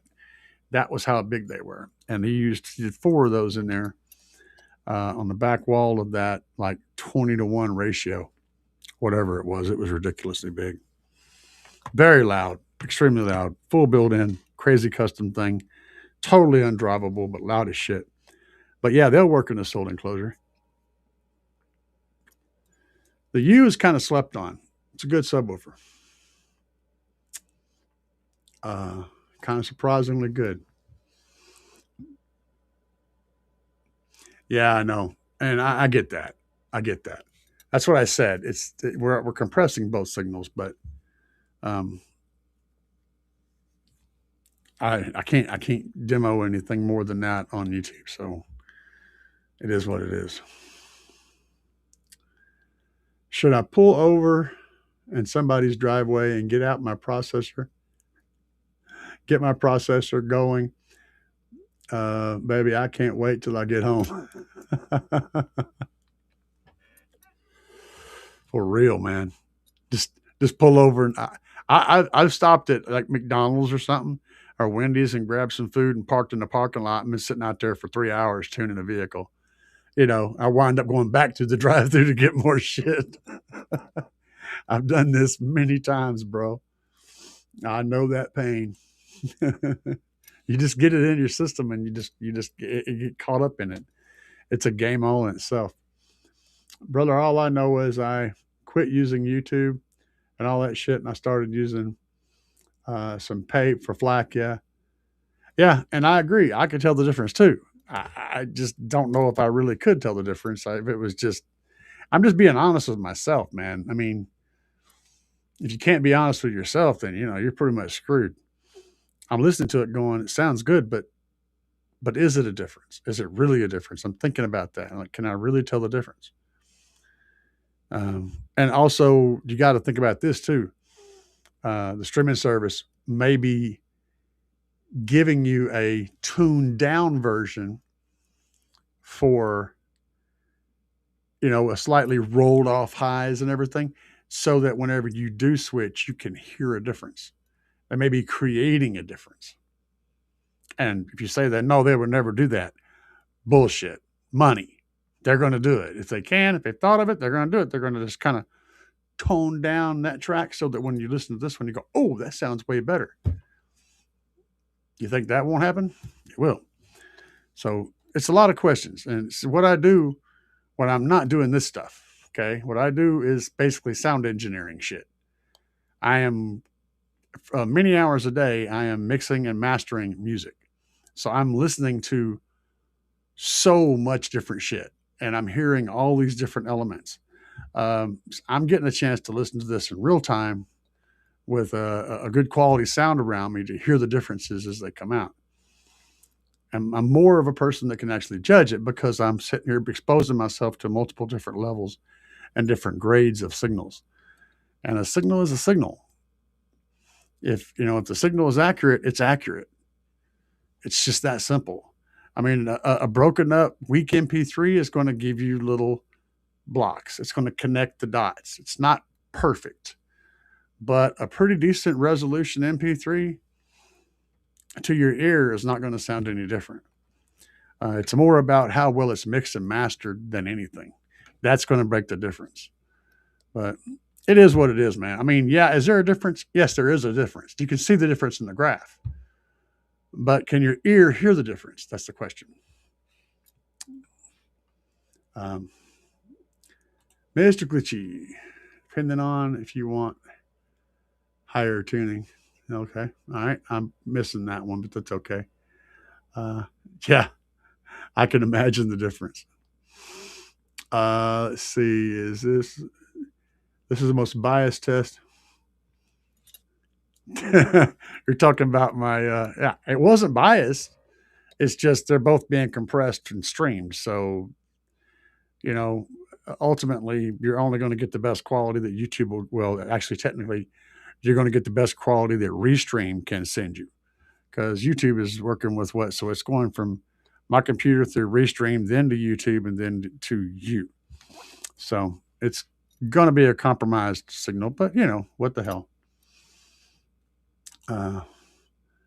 CD is uncompressed, yes, but it also is digitized. That's how CDs work. It's like dots. It's dots and dashes, on and off. And it works the same exact way. Well, for all practical purposes, it works the same way an MP3 does. It's essentially not a continuous wave. It's different platforms of a wave that the little computer in there, the little DAC that takes it and turns it from a digital signal to an audio signal, converts that. And it goes, okay, this dot's here, and this dot's here. That means there should be a line connecting those. Okay. So the DAC is the important part. It turns it from a digital signal into an audio signal. That's what digital audio converter means. Okay, so a CD, the bit rate on a CD is in the realm of an MP3. And an MP3 DAC does exactly the same thing in connecting those dots. It's technically the same amount of shit. The difference is a lot of stuff is mixed that are mixed for MP3s or for anything else for that matter are compressing. The engineer that's mixing the sound or that's remixing the sound is compressing it. Or the signal that you're using to send the signal from here to here is compressing that sound to make it easier to transfer. Then on the other end, it'll be uncompressed and played. If you have a good uncompression system and a good compression system, it's still going to be the same signal coming out as the one went in. It's all about, we've already established 15, 20 years ago that at that time, anything called an MP3 sounded like shit. That's because it did sound like shit. Today, it's not the case anymore. It's like the same thing with half bridge amplifiers and full bridge amplifiers. There's no difference in the sound anymore. It's the same thing with the Class D amp and a Class AB amp. There's literally no difference in the sound anymore. At the time those things were introduced, they were bad. And so our brain said, okay, this is bad, this is good. And then we stopped learning from that point. Well, as that technology improved and got better, we've never let them live down the fact that they sucked 10 years ago. Same thing with Bluetooth. Bluetooth was first introduced, it compressed a lot. And the decompression and compression algorithms that handled that were bad, okay? Because they weren't trying to move high quality audio from point A to point B. They were just trying to move audio from point A to point B. And so when people started streaming a lot and doing all that, they had to go, wait a minute, we need to build a better model to be able to handle moving, compressing and decompressing and turning that back into an audio signal. And they've been working on that and they've gotten better and better at it. And to the point now, my whole Tahoe runs off Bluetooth. I run a tablet that feeds a Bluetooth signal to my DSP. That's how my audio gets back there. That's how I also did it in my pickup truck. And I had a SQ set up. And I had SQ judges sitting in my vehicle blown away by how good it sounded. And I was straight up streaming freaking MP3s over Bluetooth to my DSP. And they were sitting there with their eyes wide open going, this sounds amazing. So I know that it happens. Right now, like I said, we've just gotten adjusted to this, and we don't want to change. And I have to keep changing. I'm not allowed to be a stick in the mud like you guys are, right? You guys can go, oh, well, I'm just going to do this and just turn me off, and you're good. And I understand that. I can't do that. I have to keep evolving because times change, and I have to stay up with what's happening. So I'm very much on top of that. And I gave you a whole lot of information there, and not all of it was 100%, but it was close enough. The CD and MP3 are not the same thing, but they work a lot in the same way, and they're going to give you about the same quality now. In fact, there's MP3 files now that are significantly higher quality than CD files. But we're okay with CDs because that happened back then when we thought, and they were such an improvement over what we were listening to beforehand, that CDs became amazing, and they were amazing. And so now your brain says, well, CDs are awesome, always awesome. Nothing else comes along is going to be better than a CD because it's awesome. But when you do the math, it's not awesome anymore. It's actually inferior. That said, I still heard stuff from a CD that I didn't hear any other way. I will say that, and I can't explain it. So there may be some merit to it, but by the words and the books and the paper and the math, it shouldn't be that way. Williams says, you're going to get mixed reviews. That because some people just can't handle in your face versus slightly muffled, calm type track. Sure. Absolutely. You put me up with that test. I think I like both of them. Surprising, huh? I got 300 amp hour lithium. You want to hear that track? You guys want to hear that track? I haven't got it up on Spotify or anything yet. It's just dwelling. I'll play the whole track for you. It's kind of crazy. I'm not sure that I'm going to upload it. It may be one of those that never gets up, but it's cool. Shit, you know what? Let's do it. I'm feeling it. We'll do the wave version, so we'll have the maximum resolution. Hang tight.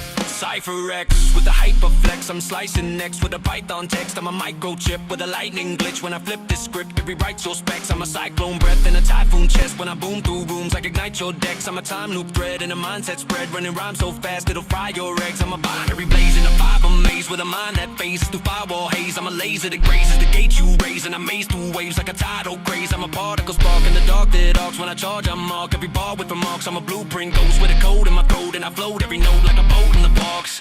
C-A-E is in the back room, Cypher X is on the mic. Oh damn man.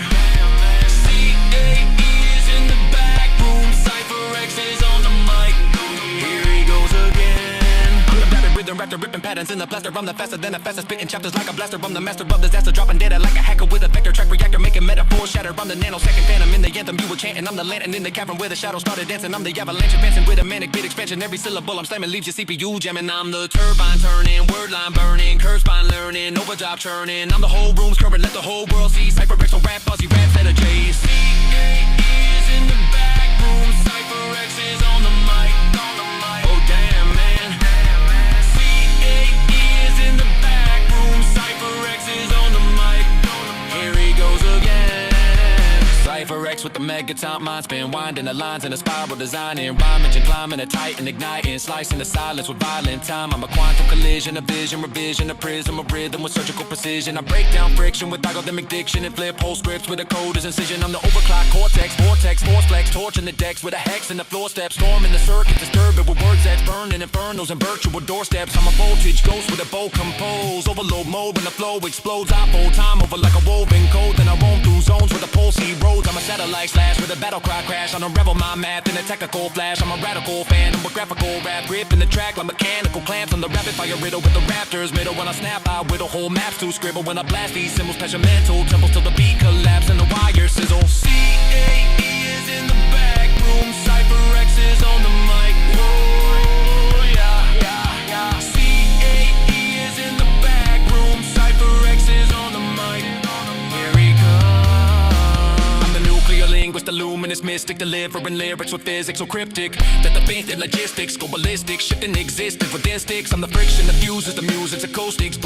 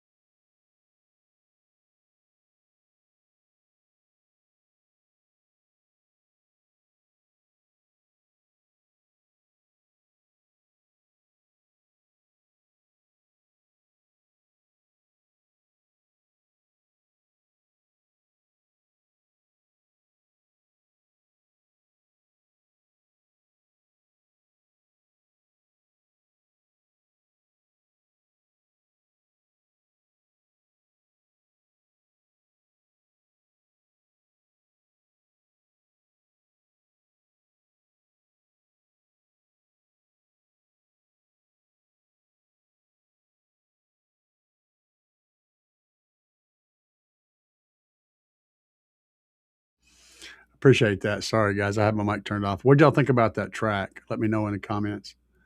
I got it squared away now.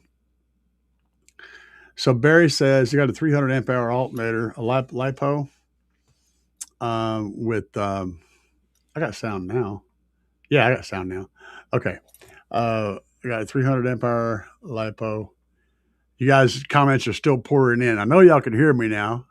It's just a delay. That's got to be what it is. Y'all still tell me my mic is muted. Thank you for telling me, but hopefully that's passed now. Can y'all hear me? Somebody say yes. Because everybody's been saying no. I want to hear one person say yes, you're good. So I know. Okay, good. Now we're good. All right. So Barry says I got a 300 amp hour LiPo 4 battery with 200 amp BMS. And I'm thinking that that's a headway. It sounds like a headway. It's a lot of power and it'll be fine for what you're doing. You may have some, you may have a little bit of a cool down period. Like if you play a couple of songs or whatever, you may have to sit down and let the voltage come back up because you're not really going to be putting much power into those batteries. It would behoove you to put at least a bigger alternator on there, but you'll probably be okay as long as you give it a break every 2 or 3 songs. You'll probably be able to maintain voltage. I'm hoping that's not a headway setup. If it is, I would just get rid of that completely. So just saying, headway is, I have a horrible history with headway and I just don't like them in a car. They're just not, they're not good for car. Mr. Glitchy, I thought Seal was better for low bass extension. It is unless you're tuning your port for low bass extension. See, I tune my shit down like right now. My Tahoe's tuned at approximately 27 to 28 hertz. I can play 24 hertz at full power without any damage. That's a big difference, but that also means that my upper bass is limited to about 40 hertz. So my bottom shelf is around 22 hertz up to about 40 hertz is what range I can play. which is perfect for the shit that I do, which is why it's tuned that way. So yeah, you can tune and get that low extension. Seal is going to get you low extension by default, but it's also going to fall off. So as I said, there's always trade-offs. A sealed enclosure is going to give you a rolled off low extension that goes down really low, but it's going to lose authority down low. But it's also going to be able to play much, much, much higher. So you're going to be able to continue playing bass up into the 100 hertz, 120 hertz, 150 hertz range with a sealed enclosure, where with a ported enclosure, even tuned appropriately, you're going to have a much narrower space that you can play, but you can play all of that with authority. So there's trade-offs. I can definitely tell an SQ spike from the first one to the second one. Maybe that's just me. I don't know. Hey, you know what? We can look at it. I'll do that in a second. I'm going to do that. I'm going to do another experiment. You know what? Let's do that now. I'm going to do that right freaking now. We're going to look at it. We can't hear the difference because we're listening to compressed shit. But I can put both tracks in Audacity and we can look at what's different. We can look at exactly what's different. So give me just 1 second here and I'll do that because I think that would be a cool idea. I don't know why I hadn't thought of that already today. I'm a slacker. Just call me a slacker. Let me open up a different one. I'm already working on a song in here, but I'll open up a new one. And we'll minimize that one. So now I'm going to let you guys, I'm going to put it in here. I'm going to drop in X, and I'm going to drop in the other one. Okay. Well, this isn't going to be a fair comparison because one of them I never completed mastering it. That's probably why you're hearing the difference, by the way. I didn't finish the mastering. Let me see here. Hang on. So, would that be a better? That works. All right. So now we're going to go over here. I'm going to move this over to the other screen and put this over here. And we're going to do things and stuff. Now we're going to do a full Andy and we're going to look at it. Okay. So we're going to look at it. Let's look at it. All right. Now, one of these two tracks is the WAV file, and one of them is the MP3 file. Now, looking at them, you can see a little bit of difference in those two, can't you? Look at that. Let's see here. Let's zoom in on where we get to the right at very beginning here. We're going to keep digging deeper. All right, and I want to show you what, this is going to be hard to move slowly. I got so much, we just want a single point. We don't care where it is. I just want a point in here where we can examine things. So let's look at this area right here. Okay? Now you guys pay attention. Don't be sleeping in the back room. So on one of these files, you see this one right here. You see how that sound wave runs up and then it goes back down and back up and back down. And down here is the same exact thing. The difference is down here, it doesn't go down quite as far. It's got a little bit further of a lift right there. And if you look at this sound wave down here, this is the other channel. You can see that it's a little bit lower there, where this one's just a little bit brighter. That's the difference. Let's look over here at this section here. Over here, you can see that this sound wave here is coming down below the line this amount, and down here it's coming down below the line slightly more. Very slightly. But it's a difference. Can you hear that? I don't know. Let's zoom in further, because if we want to see the amount of a difference, let's get in here deep. That's too far in. You can't even see anything. But what you should be expecting to see is one of them to be all speckled like little blocks, and one of them to be nice and round. But they both look the same, except for the slight differences in the amplitude. Like in this section here, if you look at this section, this one has slightly more amplitude than this one does. And honestly, you know, That's the difference. So how much of this is perceivable by your ear? I don't know. I can play them again. I can play them one at a time. See, I can go down here and mute that one and play this one.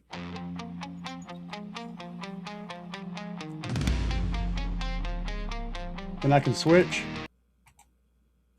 And, well, that didn't work.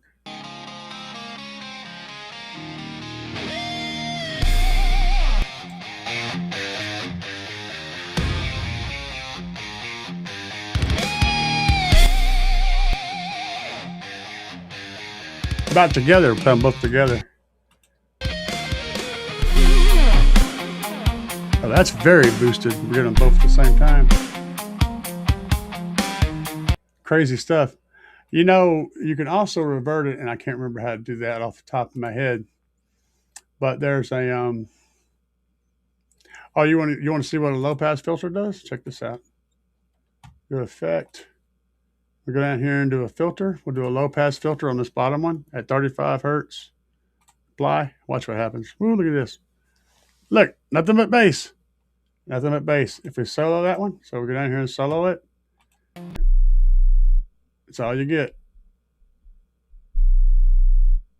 That's the bass line that I built in this whole track. You can see it changing down here. That's all the bass notes that I built in here when I made this track. It's all low frequency stuff. I can actually select a portion of that, hit analyze and hit plot spectrum and see that that is a peak of 31 hertz right here. It's peaking at 31 hertz. That means it's a 31 hertz note. If I do that one, I don't remember. Yeah, it's 31 hertz too. Whatever you select, like, what is that? I don't know. Analyze, plot spectrum, 31 hertz.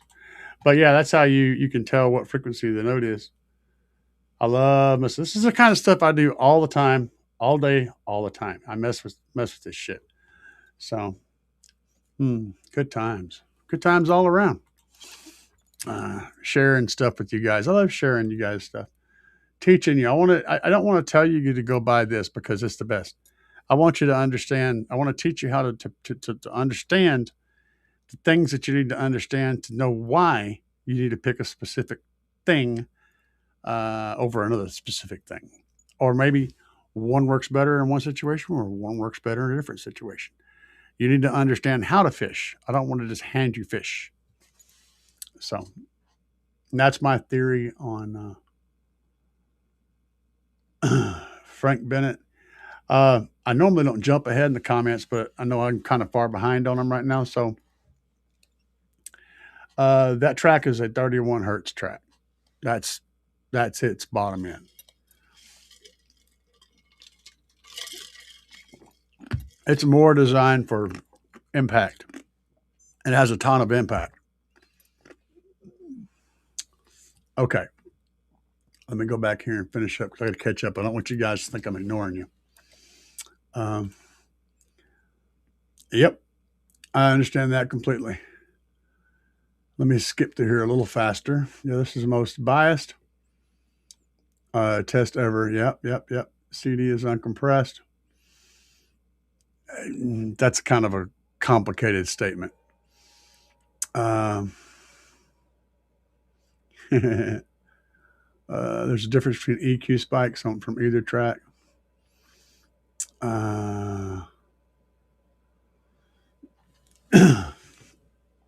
You know what, man? You're totally right. What is this? If I remember the guy named Mutt Lange, yeah. Shania Twain, yep. Produced all the Def Leppard stuff, yep. And he started producing Def Leppard after On Through the Night. On Through the Night was their first album, and it was not produced by Mutt Lange. But beyond that, it was all Mutt Lange. When you heard Def Leppard go, rock and roll, well, that was Def Leppard with Mutt Lange. And yes, masterclass in production. Absolute masterclass in production. Hey, slam that like button, guys. Bringing back memories now. I remember being a kid, having to go out there, spin the damn antenna pole. Oh my God, yeah. Turn the antenna. I'm like, dude, I'm wearing my underwear and my t-shirt. I don't care. My little chicken leg ass be out there, my underwear and my t-shirt behind the trailer spinning that damn antenna. Oh my God, that was such a pain in the ass. We had 4, 7, and 11. And one day I was screwing around and discovered that you could get 16 on UHF. And it was a secret. Nobody knew about it. And I was able to watch all kinds of cool shows on channel 16. Everybody was like, what the hell is 16? That shit didn't exist. I'm like, check it out, man. You use these other 2 screws and you can go to 16 and look at this. You can watch this cool stuff. Yeah, that was a secret, man. This childhood was a son of a bitch. Let's see here. One guy. Oh, welcome to the green team, Barry. Welcome to the green team, my friend. Glad to have you. One guy here said he thought Sealed had better base extension. Yeah. Yep. I agree with that. Yep. Kevin Gain helps to sort that out. Sure. 100%. That could be we could do a whole show on sealed versus ported. I mean, and we still wouldn't even scratch the surface. So yeah, but you're right. So who's got the king title out there right now? These shows, I haven't heard it, but I think EXO's build is something hard to beat.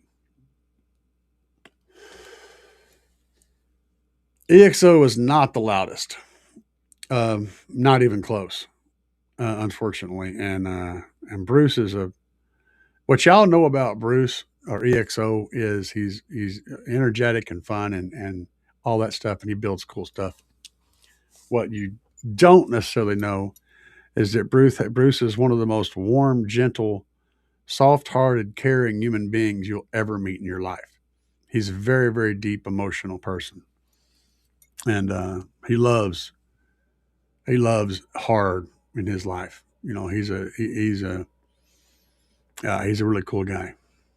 That's all I can say. I don't want to get too deep. Just know that he's a wonderful person. Now, having said that, and his shit is wicked loud. I mean, I think he's up around the 70 mark now, but he's nowhere near the loudest thing out there. When it comes to demo vehicles, he's probably maybe in the top 30 in the United States, I'd say. And I'm just rough guessing as full demo vehicles. When it comes to sound pressure, like straight up meter stuff, his build wasn't built specifically for that. It's still loud as shit, but it's not even in the top, probably in the top 50. But he's definitely, that's a big freaking crowd of people he's in. You're talking about thousands of vehicles. To be in the top 100 is crazy. So, yeah, I really want to get a demo in that thing. Sealed gets no love on YouTube. I'll take the smaller enclosure. Lower root delay. Yep. Faster transients. Yep. Shallow roll off. Sealed any day over average. Yep. Absolutely 100%. For SQ, I absolutely love running sealed. And my favorite enclosure, my favorite subs still to this day is the TW3 and the TW5 from JL Audio. Those little sealed thins are just so good. They're so clean, and they sound so good in a very, very tiny enclosure. I mean, just they still blow me away every time I hear them. There's just so much there for such a small thing. Yeah.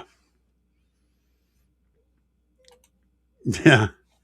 That's the thing. It depends on what you're doing, man. You know, if I'm dagging out on some freaking SQ stuff, I love it, dude. I love it. I get a kick out of both.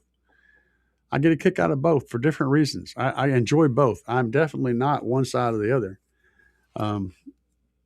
I love the SPL for the shock value and the crowd and the engagement with people.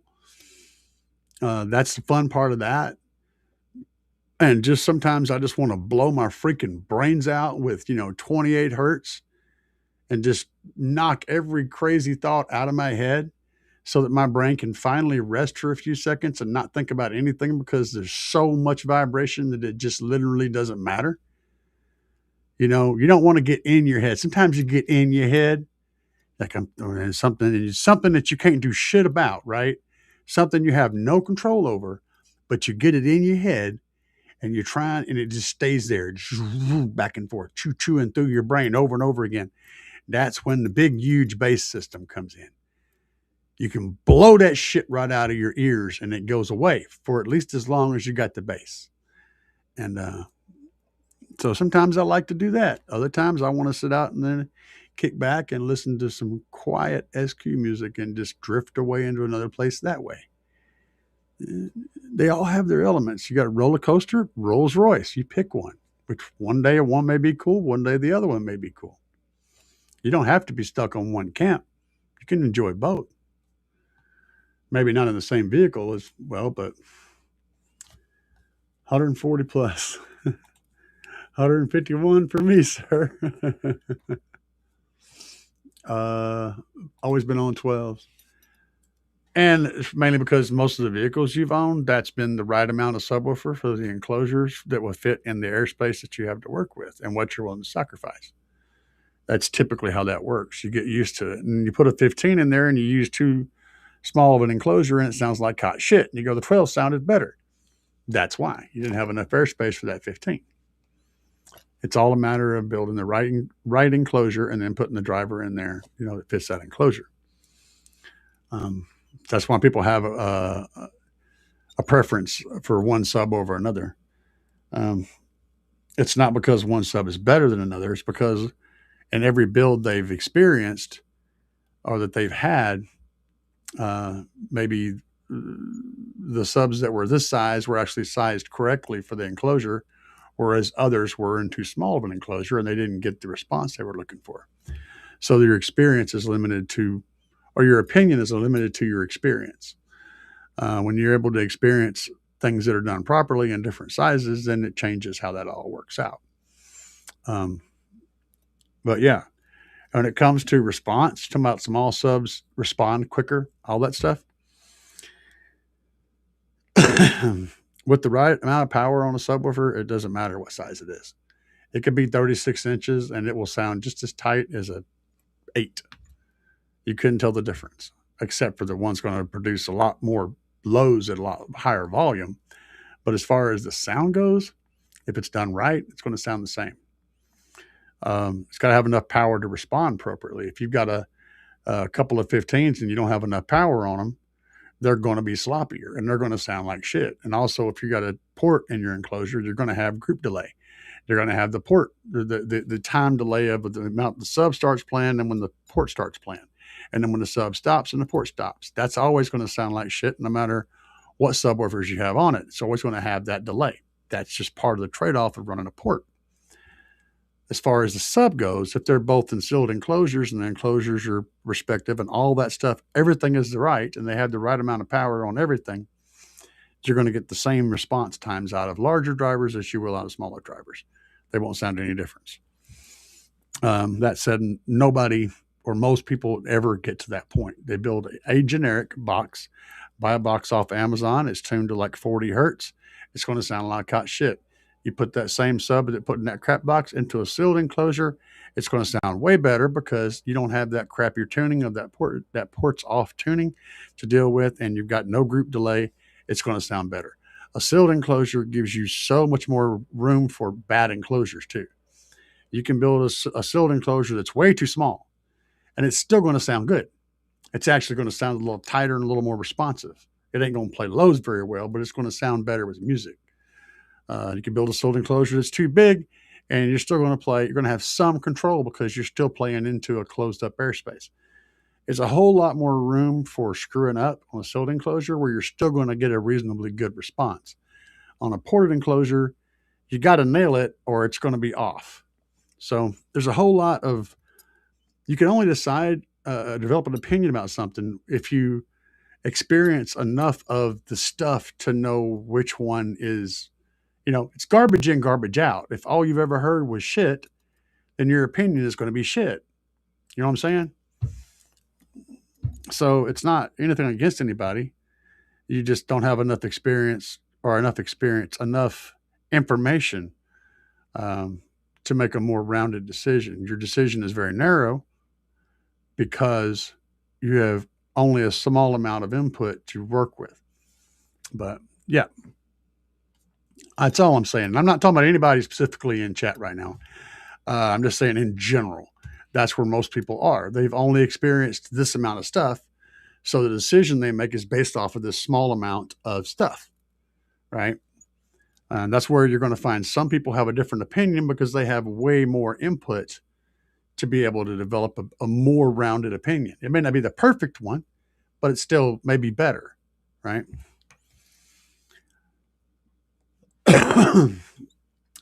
Tens and 12s. That's Frank's a perfect example. Typically have the best ratios, low moving mass, blah, blah, blah. Yes, yes, yes. But again, that's because he has either following what somebody else has told him or he's only heard garbage big subs or garbage builds with big subs, right? So his input is limited. And he's developed this opinion where 10s and 12s are for him. I get it. And there's nothing wrong with that. It's just kind of an uninformed opinion. Like think about it like this. I mean, I'm just going to straight up tell you, like concerts, those guys use 15s, 18s, and sometimes 20-inch drivers to play guitar, to play vocals, to play everything. Now, if a large cone couldn't move fast enough to reproduce accurately, they wouldn't be using these big drivers. The fact is they can, as long as they have the right amount of power and the enclosures are built right, they can absolutely produce those same frequencies and those same transients as quickly as small subs can. It's just a matter of having everything right. That's just a simple fact. Chief says, I'm going to be running about 5,500 watts, 01 Suburban. Better do a battery delete or just have a trunk under 10K in the back. Or run a dual alt. A 10K with a 5,000 watt amplifier on a stock alternator, I'm assuming, it would be fine. You'll get more benefit out of the 10K than you will out of a second alternator. Significantly more benefit. That said, you'll be able to take that 10K to a whole higher level with the second alternator later. So if I just want to do alternator or battery first, I would do the battery 100%. You're going to see way more gain from that than you would by, you may not see any gain at all adding a second alternator because you won't be able to charge your AGM battery can only take in so much power at a time.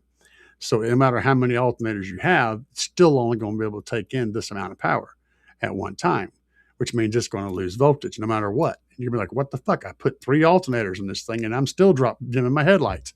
It's because your battery can't take the power they're trying to deliver. However, putting the lithium battery in there will allow the alternator you currently have to be able to feed it as much as it can. And it's going to have enough reserve to kind of compensate. With little breaks in between, it's going to be able to keep up no problem. I played a show, and then in other stuff, I had this video I just put up where I played an unbelievable amount of time off of my batteries. My alternator wasn't even working. And I was playing just off my batteries. If you guys, I just put a video up about this, watch that video. I'm not telling you shit. I'm telling you, go look at what I already done. I've already been there. It's a real thing. That battery is crazy. Little Banger 5K versus Shriko 7,500 amp hour DIY kit. LTO. I'd go with the 5K over the LTO kit. It's more power dense. And it's going to have its own balancer and great bars and great build quality. So what you'll get with that 5K is better than what you would build with that DIY kit. Straight up. Besides that is the chemistry. LTO is not very power dense. So I would go with the 5K, depending on the price. If that kit you're looking at building is really inexpensive, then maybe it'd be a harder decision. What's up, man? What's up? Big up, car auto community. I got the coaxials, Spine 6.5, best EQ for them. AD DSP 68AT. I got one of those. I got a 4.6 over there on my shelf. 4.6 AT. Um, no, it's not your DSP, bro. It's your skills. I got coaxial 6x9 front doors and coaxial 6.5s. Yeah, you've got a great DSP. You just need to learn to use it. So that's where your failure point is yourself. Um, get with somebody who does tuning and have them show you and teach you some things. So it's all in the skills. Now you can have the best socket set in the world. You could have a $5,000 Snap-on toolbox full of tools. If you don't know how to use them, they're worthless. And that's kind of where you are. You're still learning. A better or a different DSP isn't going to help you. It's the skills you need to learn. You need to learn how to use those tools you have. You have all the tools you need to make an amazing sound system. Just get the skills and you'll be ready to go. Find someone to work with you. You'll be surprised how far you can go. But welcome to the club. So you're trying, and that's number one. That's the first thing, is getting out there and trying to learn, putting yourself out there. That's how you do it, man. I'm thinking of doing two 12-inch mid bass, 2 horns. Oh yeah, they absolutely will. Be sure you seal off around those 12-inch mid basses. You want to get a completely sealed chamber behind them to get the maximum amount out of them.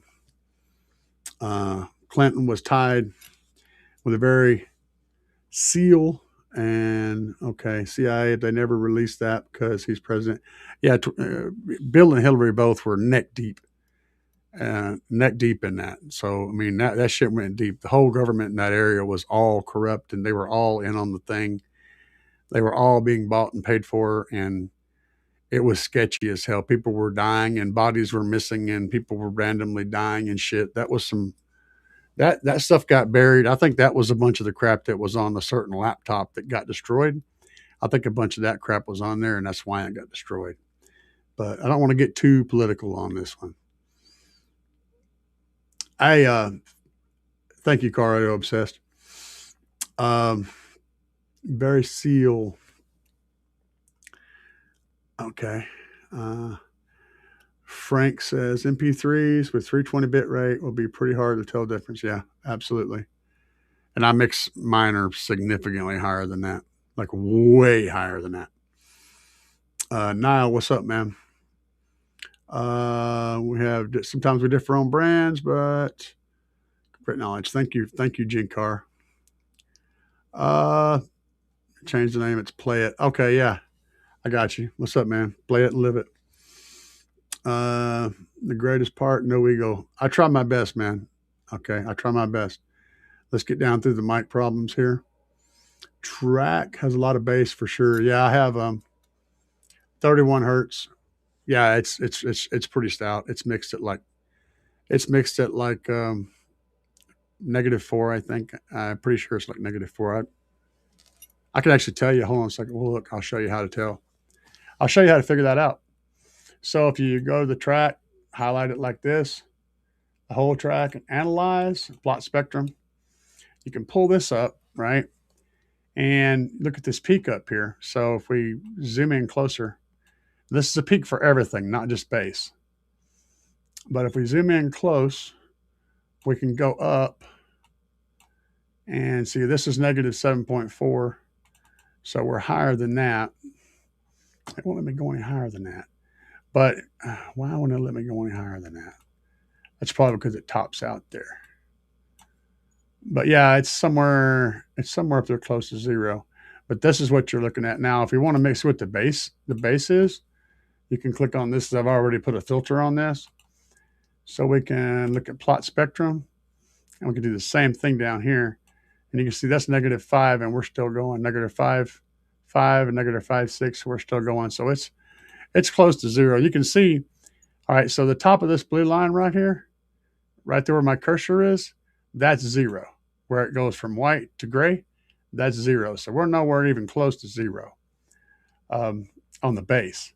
Now, when you're looking at the whole song up here, you see these little tiny peaks. Let me unmute this. See these little tiny peaks that peak up like that? Well, they will show an amount that's up here this close. It's like if you're doing an analyze and you see that it's like 0, but then you notice these little peaks, like that little peak right there that runs up high. That little peak will make it look like it's much higher. So what you first want to do is take your track and cross it over so you can see where the base is, what looks like this one down here. And then you would analyze this and you can get a more accurate reading. But that's one of the ways you can use Audacity. Audacity is a monstrously powerful tool that is so overlooked, and it's free, guys. You can just, go over to Ninite, Ninite, and use them to download your shit, because that way you don't get any crap. Use Ninite, and you can select all kinds of programs that you want and download them all. And Ninite will automatically decline all the little check boxes that are going to spam you and going to install random crap. It's going to automatically cut all of that and then just install the program that you want. It's a great way to get software without having to go looking up each individual site. You can get all your file decompression software, audio stuff, all that kind of stuff. Just go over to Ninite and check it out. Ninite. For your computer, I don't know about for anything else, but just sharing some information. Let's see here. Brazilian amplifiers, even through input sensitive 4 volt. It's just the way they design their shit. So they're designing it to work within the ecosystem that they have, and their source power is usually fairly low. So they design their amplifiers to run on the source power in that area. I don't have anything else to do with that. It's just the way they decided to design it. I'm not a fan of low voltage input. I'd rather have higher voltage, because higher voltage rejects noise. You have a higher signal to noise ratio whenever you have a higher signal, because the noise is a constant. So if you've got a lot of noise in your cabin and you got a 1 volt signal, that noise signal to noise ratio is fairly close, which means you're going to tend to get lots of hums. But if you have a lot of signal and the same amount of noise, you're going to get way more signal than noise, and it pretty much eliminates that bottom end hiss that you hear. That's why I like having a hotter signal. That, and it's also better for dynamics. My brain hurts. Okay. I remember a long time ago when Napster would take 8 hours to download a couple of songs. They sounded great. Yeah, it's because we were downloading over a 56K modem at like 22K, like half of a 56K power. It's like, man, that was so bad. But it was great. The first time you ever got on the computer and looked up a nudie picture, right? And you were waiting and you saw the top of her head and you just keep waiting. It was line. And you're like, come on, man. You guys all did it. Oh, man. You're like, well, why do that when I got magazines right over here I could look at? But this is different. This is new, right? What chemistry of lithium would I recommend? I like LiPo4 for its compatibility with AGM setups. The chemistry is similar enough to AGM's resting voltage range that you can typically run them together, as long as you're not letting them sit for a long period of time. If you're daily driving it, you can typically run those together. LT4 is more tough. It's more bulky. It's not as power dense. It takes up more space. And it's more expensive. But it is ultimately safer. LiPo4, the good LiPo4, is actually very solid and very safe and more power dense though. So I recommend LiPo4 for this for the most part. Right at this moment, things will change in the future though. I'm running LTO lithium. It's just a preference of mine. I keep my truck parked in my garage. I know it's not going to burst up in flames. Yeah. Well, the thing is, if you make a lithium battery fail, let me explain this. So if you manage to fail a battery, here's when it will fail and how it will fail. Outside of mechanical damage, okay, so if you had somebody out in your garage with a drill and they drilled into your battery, there's a real good chance it would fail. LTO probably would fail in less flames. LiPo4 would definitely not fail with less flames. It would be more intense, but it does require that direct damage to do that. Now, The way it's going to fail, if you're going to fail it most of the time, though, is this way. Super cold, and you have a dead battery, a super cold, dead lithium battery, and you crank up your shit, and you're putting 300 plus amps into it. That's when it's going to fail. If it fails, that's when it's going to fail. So you're going to be participating in that. It's not going to spontaneously combust in your garage. It's just no conditions that'll make that happen. Even if it got ridiculously cold and completely froze, like 500 degrees below 0 Fahrenheit, right? It still wouldn't fail. Now, if it was that cold and you tried to put power into it, a lot of power into it, it would absolutely fail. But as long as you're not doing both of those things at the same time, you're not going to have a failure. Where it will fail is if you have an extreme cold and you put a lot of power into a very dead battery. Those are the three things that you need to make that happen. So if you got a battery that's charged properly and then it's really cold and you put a shit ton of power to it, it's not going to fail. Okay? It's not going to fail. That goes for Headway too. Because it's not going to take in that power. It's already charged. It doesn't have to do anything. If the battery's dead and it's cold, real cold, and you put a lot of power on it, it's going to have problems. It may not spontaneously combust into flames, but it's definitely going to be unhappy. So you can put a small amount of power on it, and that'll start to heat the battery up, and then it will be able to take more power. So you can control that, and then you don't have to worry about that problem at all. So it takes a very specific conditions to fail lithium. The other way you could potentially fail lithium is if you manage to draw more power out of it than it can safely discharge faster than it can handle it. Then you can end up with a thermal runaway, which again, fire. That's not going to spontaneously happen in your garage. So you don't really have to worry about that. You're going to be in the vehicle doing some shit when and if you have a problem. So you're not going to just do it. Anyway, hopefully I gave you guys a little bit of knowledge. Now, as far as trunked under lithium batteries go, these guys were all designed to work in Siberia. They were designed for the Chinese military. Those cells are ridiculously good at handling low thermal temperatures. They're rated, Brandon rates them down to negative 32 degrees Fahrenheit. Now, they will produce significantly less power at those extreme cold temperatures. They're not going to work as well, but they will still be safe. And if you manage to somehow fail one of those batteries, all the tests that Brandon has done, plus a real world event that he managed to capture, have shown that the batteries failed in smoke, not fire. So when they did manage to fail them for doing ridiculous shit to them, they failed by getting hot and smoking out and then nothing, no fire.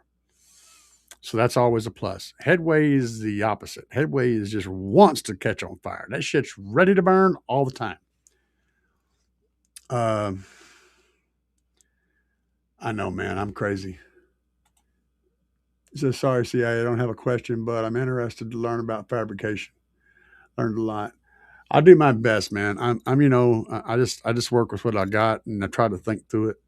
But I got some stuff coming up that might be cool. You'll enjoy that. And thank you.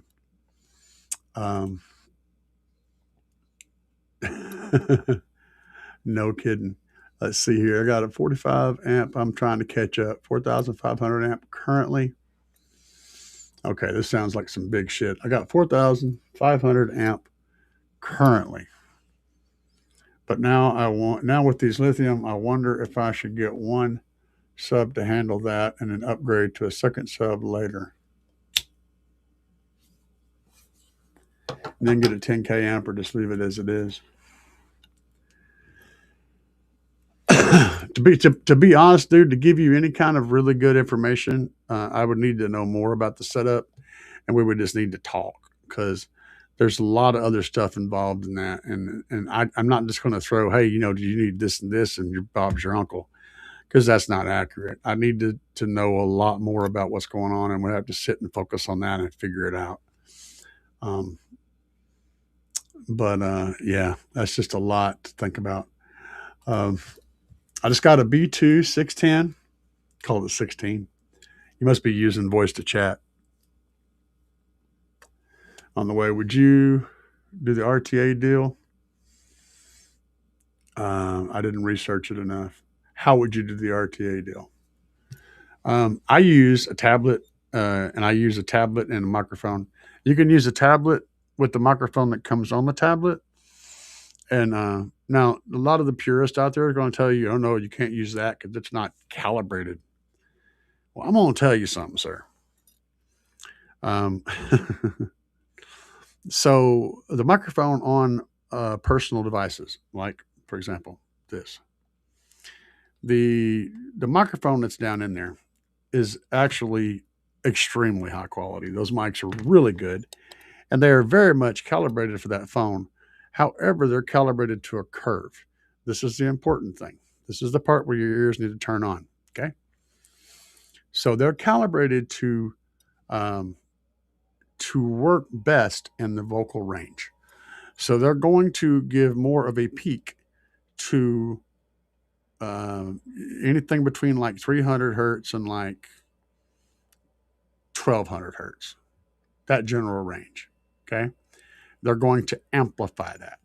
So whenever you're reading an RTA that's running off that mic, it's going to be hotter. It's going to be no. It's going to show. Wait a minute. How's it? It's going to show. It's going to show a hotter signal in that area than there really is. So in other words, if you use that mic, you're going to say you've got a flat signal, right? It looks like it's flat across the RTA. You're actually running a smiley face EQ. Because it's reading it higher. It's more sensitive to that vocal range. The mic is brilliant and the software is brilliant. So all you have to do is just EQ it to be mostly flattish, and you're going to wind up EQing in a slight smiley, which is what we generally like to hear anyway. So once you understand what the mic is doing to the signal that it's showing you on the screen, you can build a workaround to get around that. And I'll assure you that the microphone in that phone or in that tablet is a better quality than 90% of the RTA mics that you're going to find anywhere, or the same quality. It's the same quality or better. They put a very, very good mic in. Why? Because this thing has one job. Primary job is to turn your voice into something else. And if it ain't getting a good voice, it's not going to work right. They want that thing to be on point, and that's why it's a very good quality piece of equipment in there. RTA, real-time analyzer, yes. How long does that track go? When I played, it's like 4 minutes and 39 seconds. It's a long track. DPS. Okay, DPS and the head unit or DPS separately? DSP, you mean? And I would use a separate one because the head unit typically has a very limited DSP. But if you want to do that, go with like a Kenwood. A Kenwood usually has a fairly reasonably decent DSP, but you're going to be limited. There's going to be limitations on a head unit based DSP. So one like this or any real good DSP is going to be an improvement over the one in the head unit.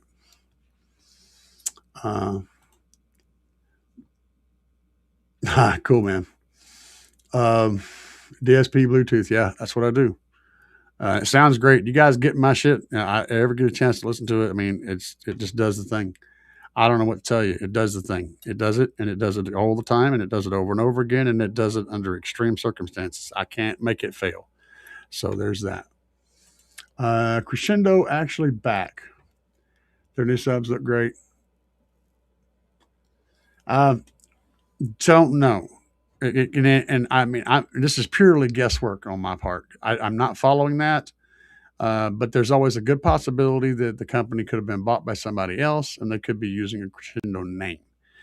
I have no idea whether the case is. And like I said, that's pure hyperbole. I have no idea if that's correct. That's just me taking a wild guess. but it's a possibility. But I don't know. Frank Souza on a Pioneer DEX P99Rs, one of the most capable single DIN head units ever. Nice sound. There was a time in the early '80s where I loved my Pioneer Super Tuners. But then whenever the '90s come around, and the late '80s and '90s come around, I got hooked on Sony. I always liked the cleanness of the Sony head units. It was just better designed for your fingers and your eyeballs. You know what I'm saying?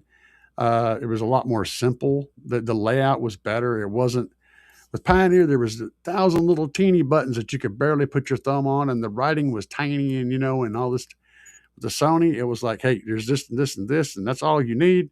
And the thing sounded great, and it was simple, and it was clean looking. And I always liked that about Sony head units. And then I got into you get up into the late '90s, up into the current time frame, and I started doing Kenwood and JVC. But Kenwood was always it's like a Chevy and GMC. Kenwood was the Chevy and JVC was their GMC product. They were still working with the same stuff, but Kenwood has always been my favorite. The Exelons, up until recently, about 5 years ago or so, I stopped using the head unit entirely, and now I just use a tablet, and I don't even study on head units anymore. There's that long story. Let's see here. I agree about the larger Pro drivers having the same speed capacity as smaller drivers. Yeah, exactly, man. Thank you. I do my best. Oh yeah, JBL, because those curves on some steroids. The JBL house curve on some steroids. Yeah. Yes, I am that old car audio obsessed.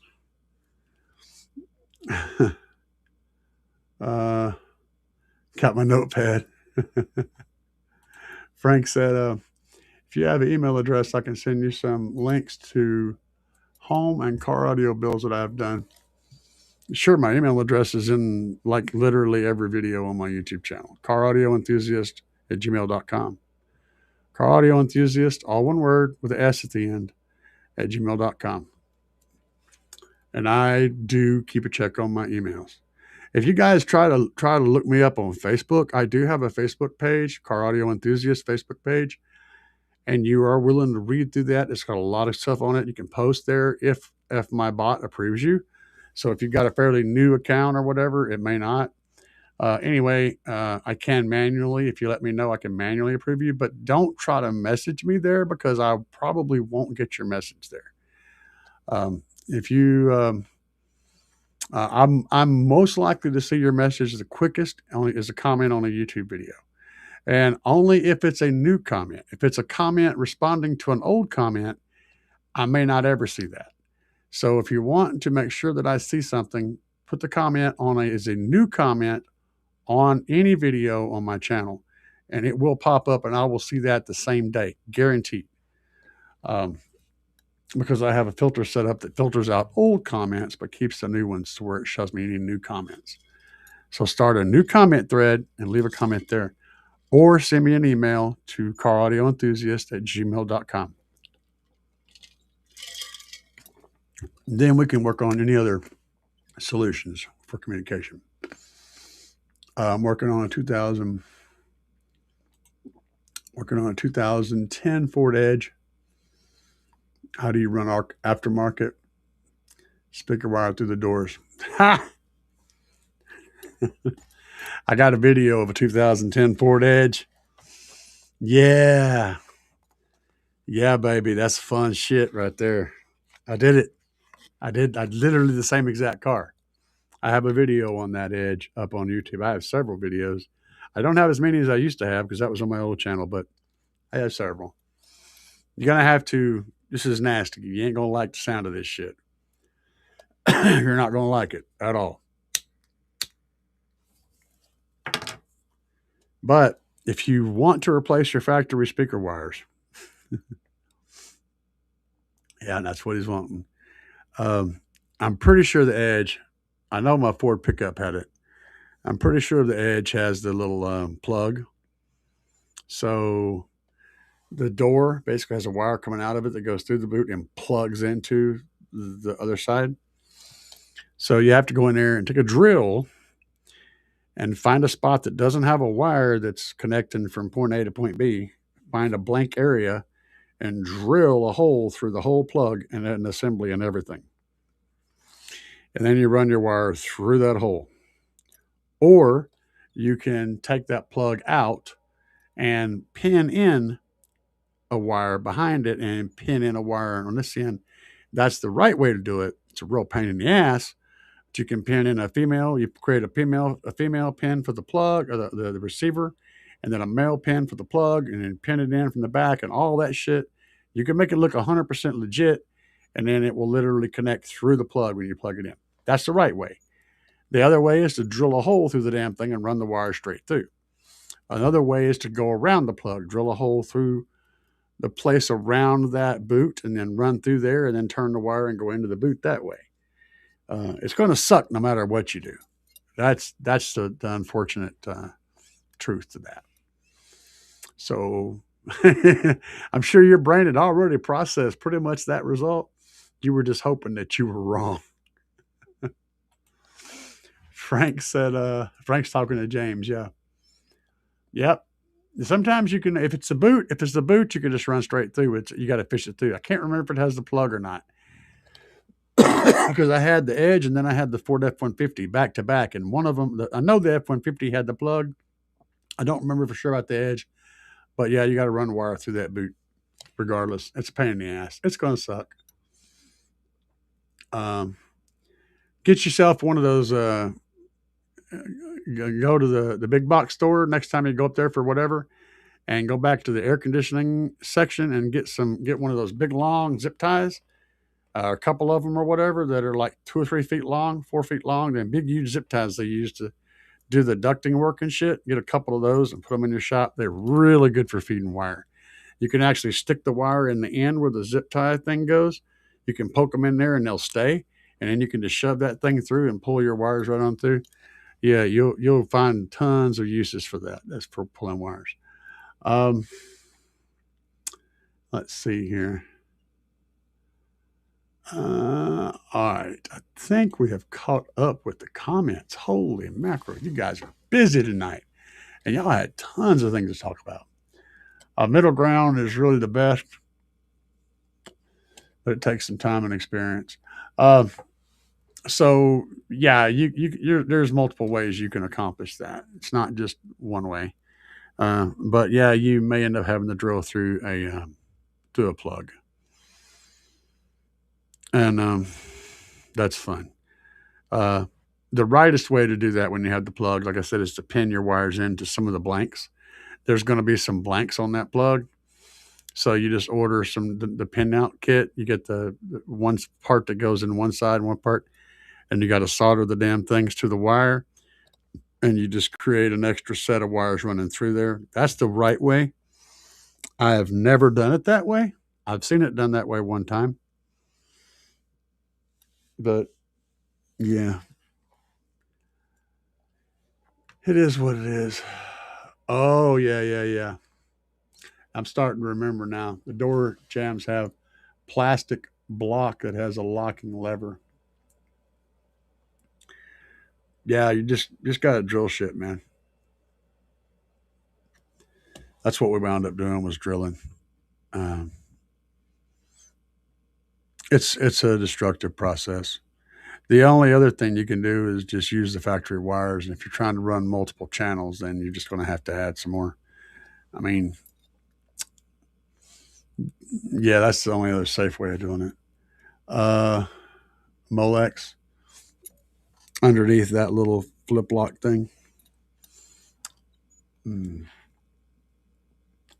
Can't remember.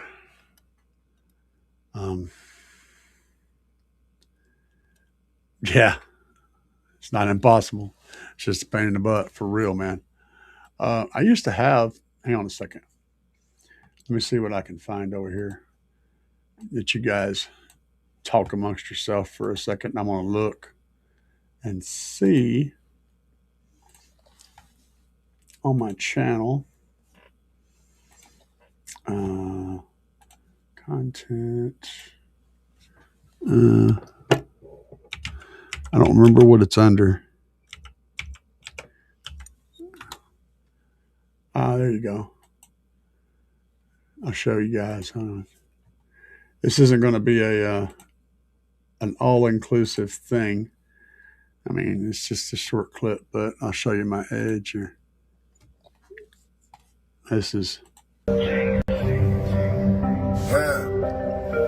going to have to turn the sound down so I don't get stupid violations here. So y'all have to listen to it silent.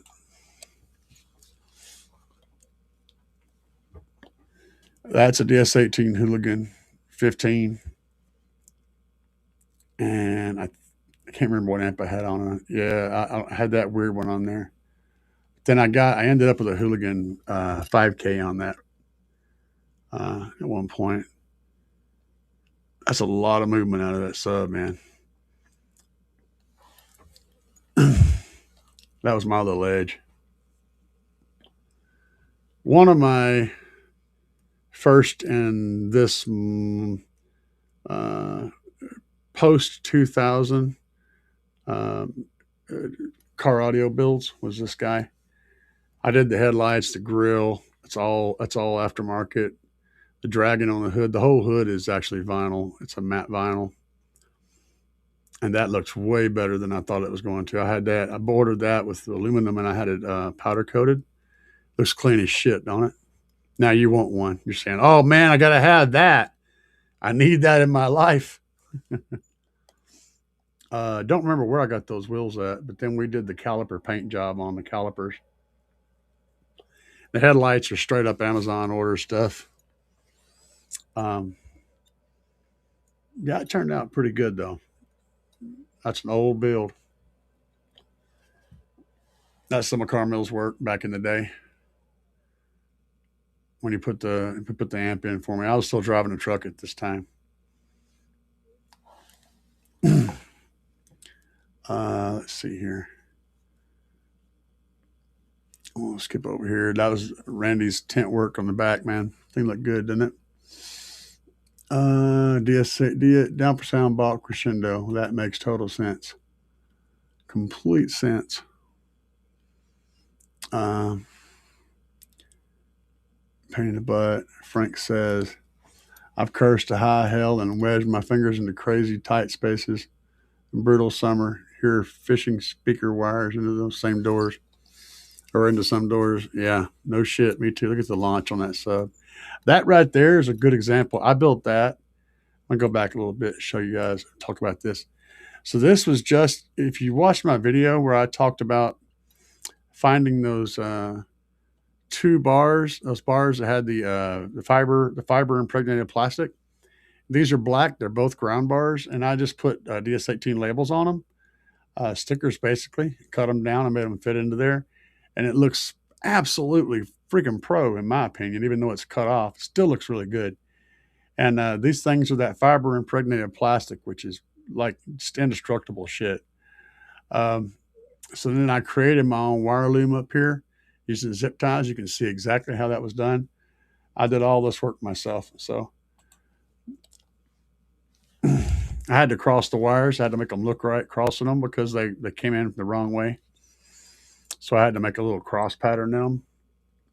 And notice the knuckles. Well, okay, that's the Hooligan. This is after I got the Hooligan put in there.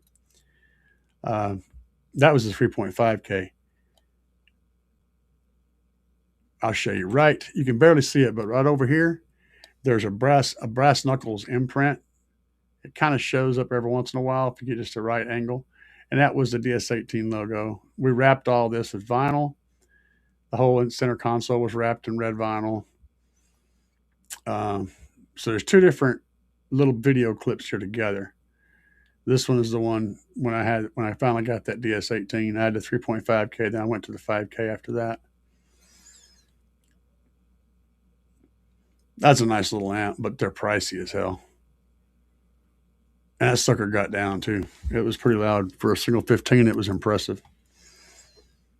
There you go. Some glass shaking. Kind of give you an idea just what was going on in there. It was pretty busy. It's a pretty cool ride. Oh yeah, you notice the headlights are tinted now. So I got different ones, so they're smoked. Now I don't remember who it was that has the Ford Edge, but tell me, does your Ford Edge look that cool?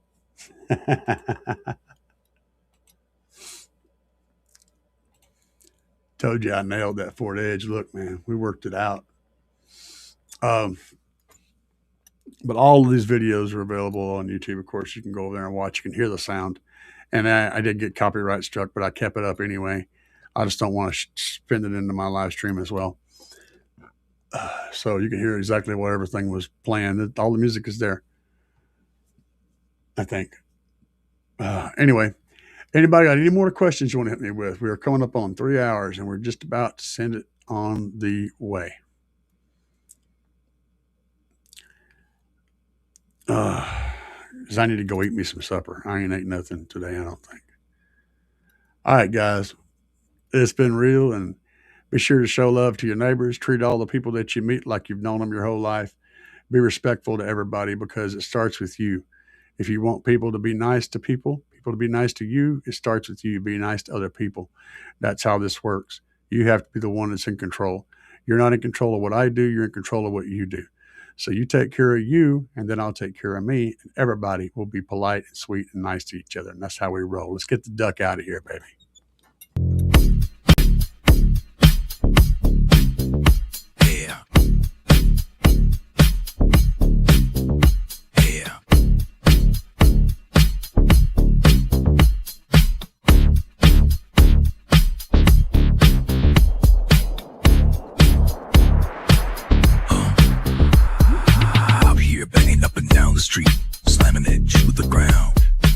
Subwoofers are getting loud, you can feel the booming sound.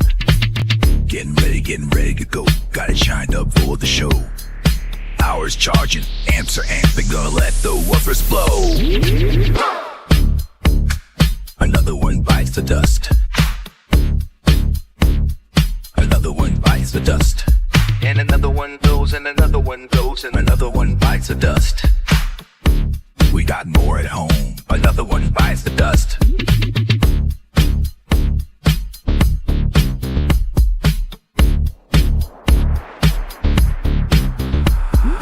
Wires are glowing and the amps smoking, subs are cherry red. Let me keep jamming, gotta keep the bass slamming, gonna go hard till they're dead. Full power, gotta let it go, 20 hertz in the floating air. Sparks are flying, voice cords are frying, and the smoke is in the air.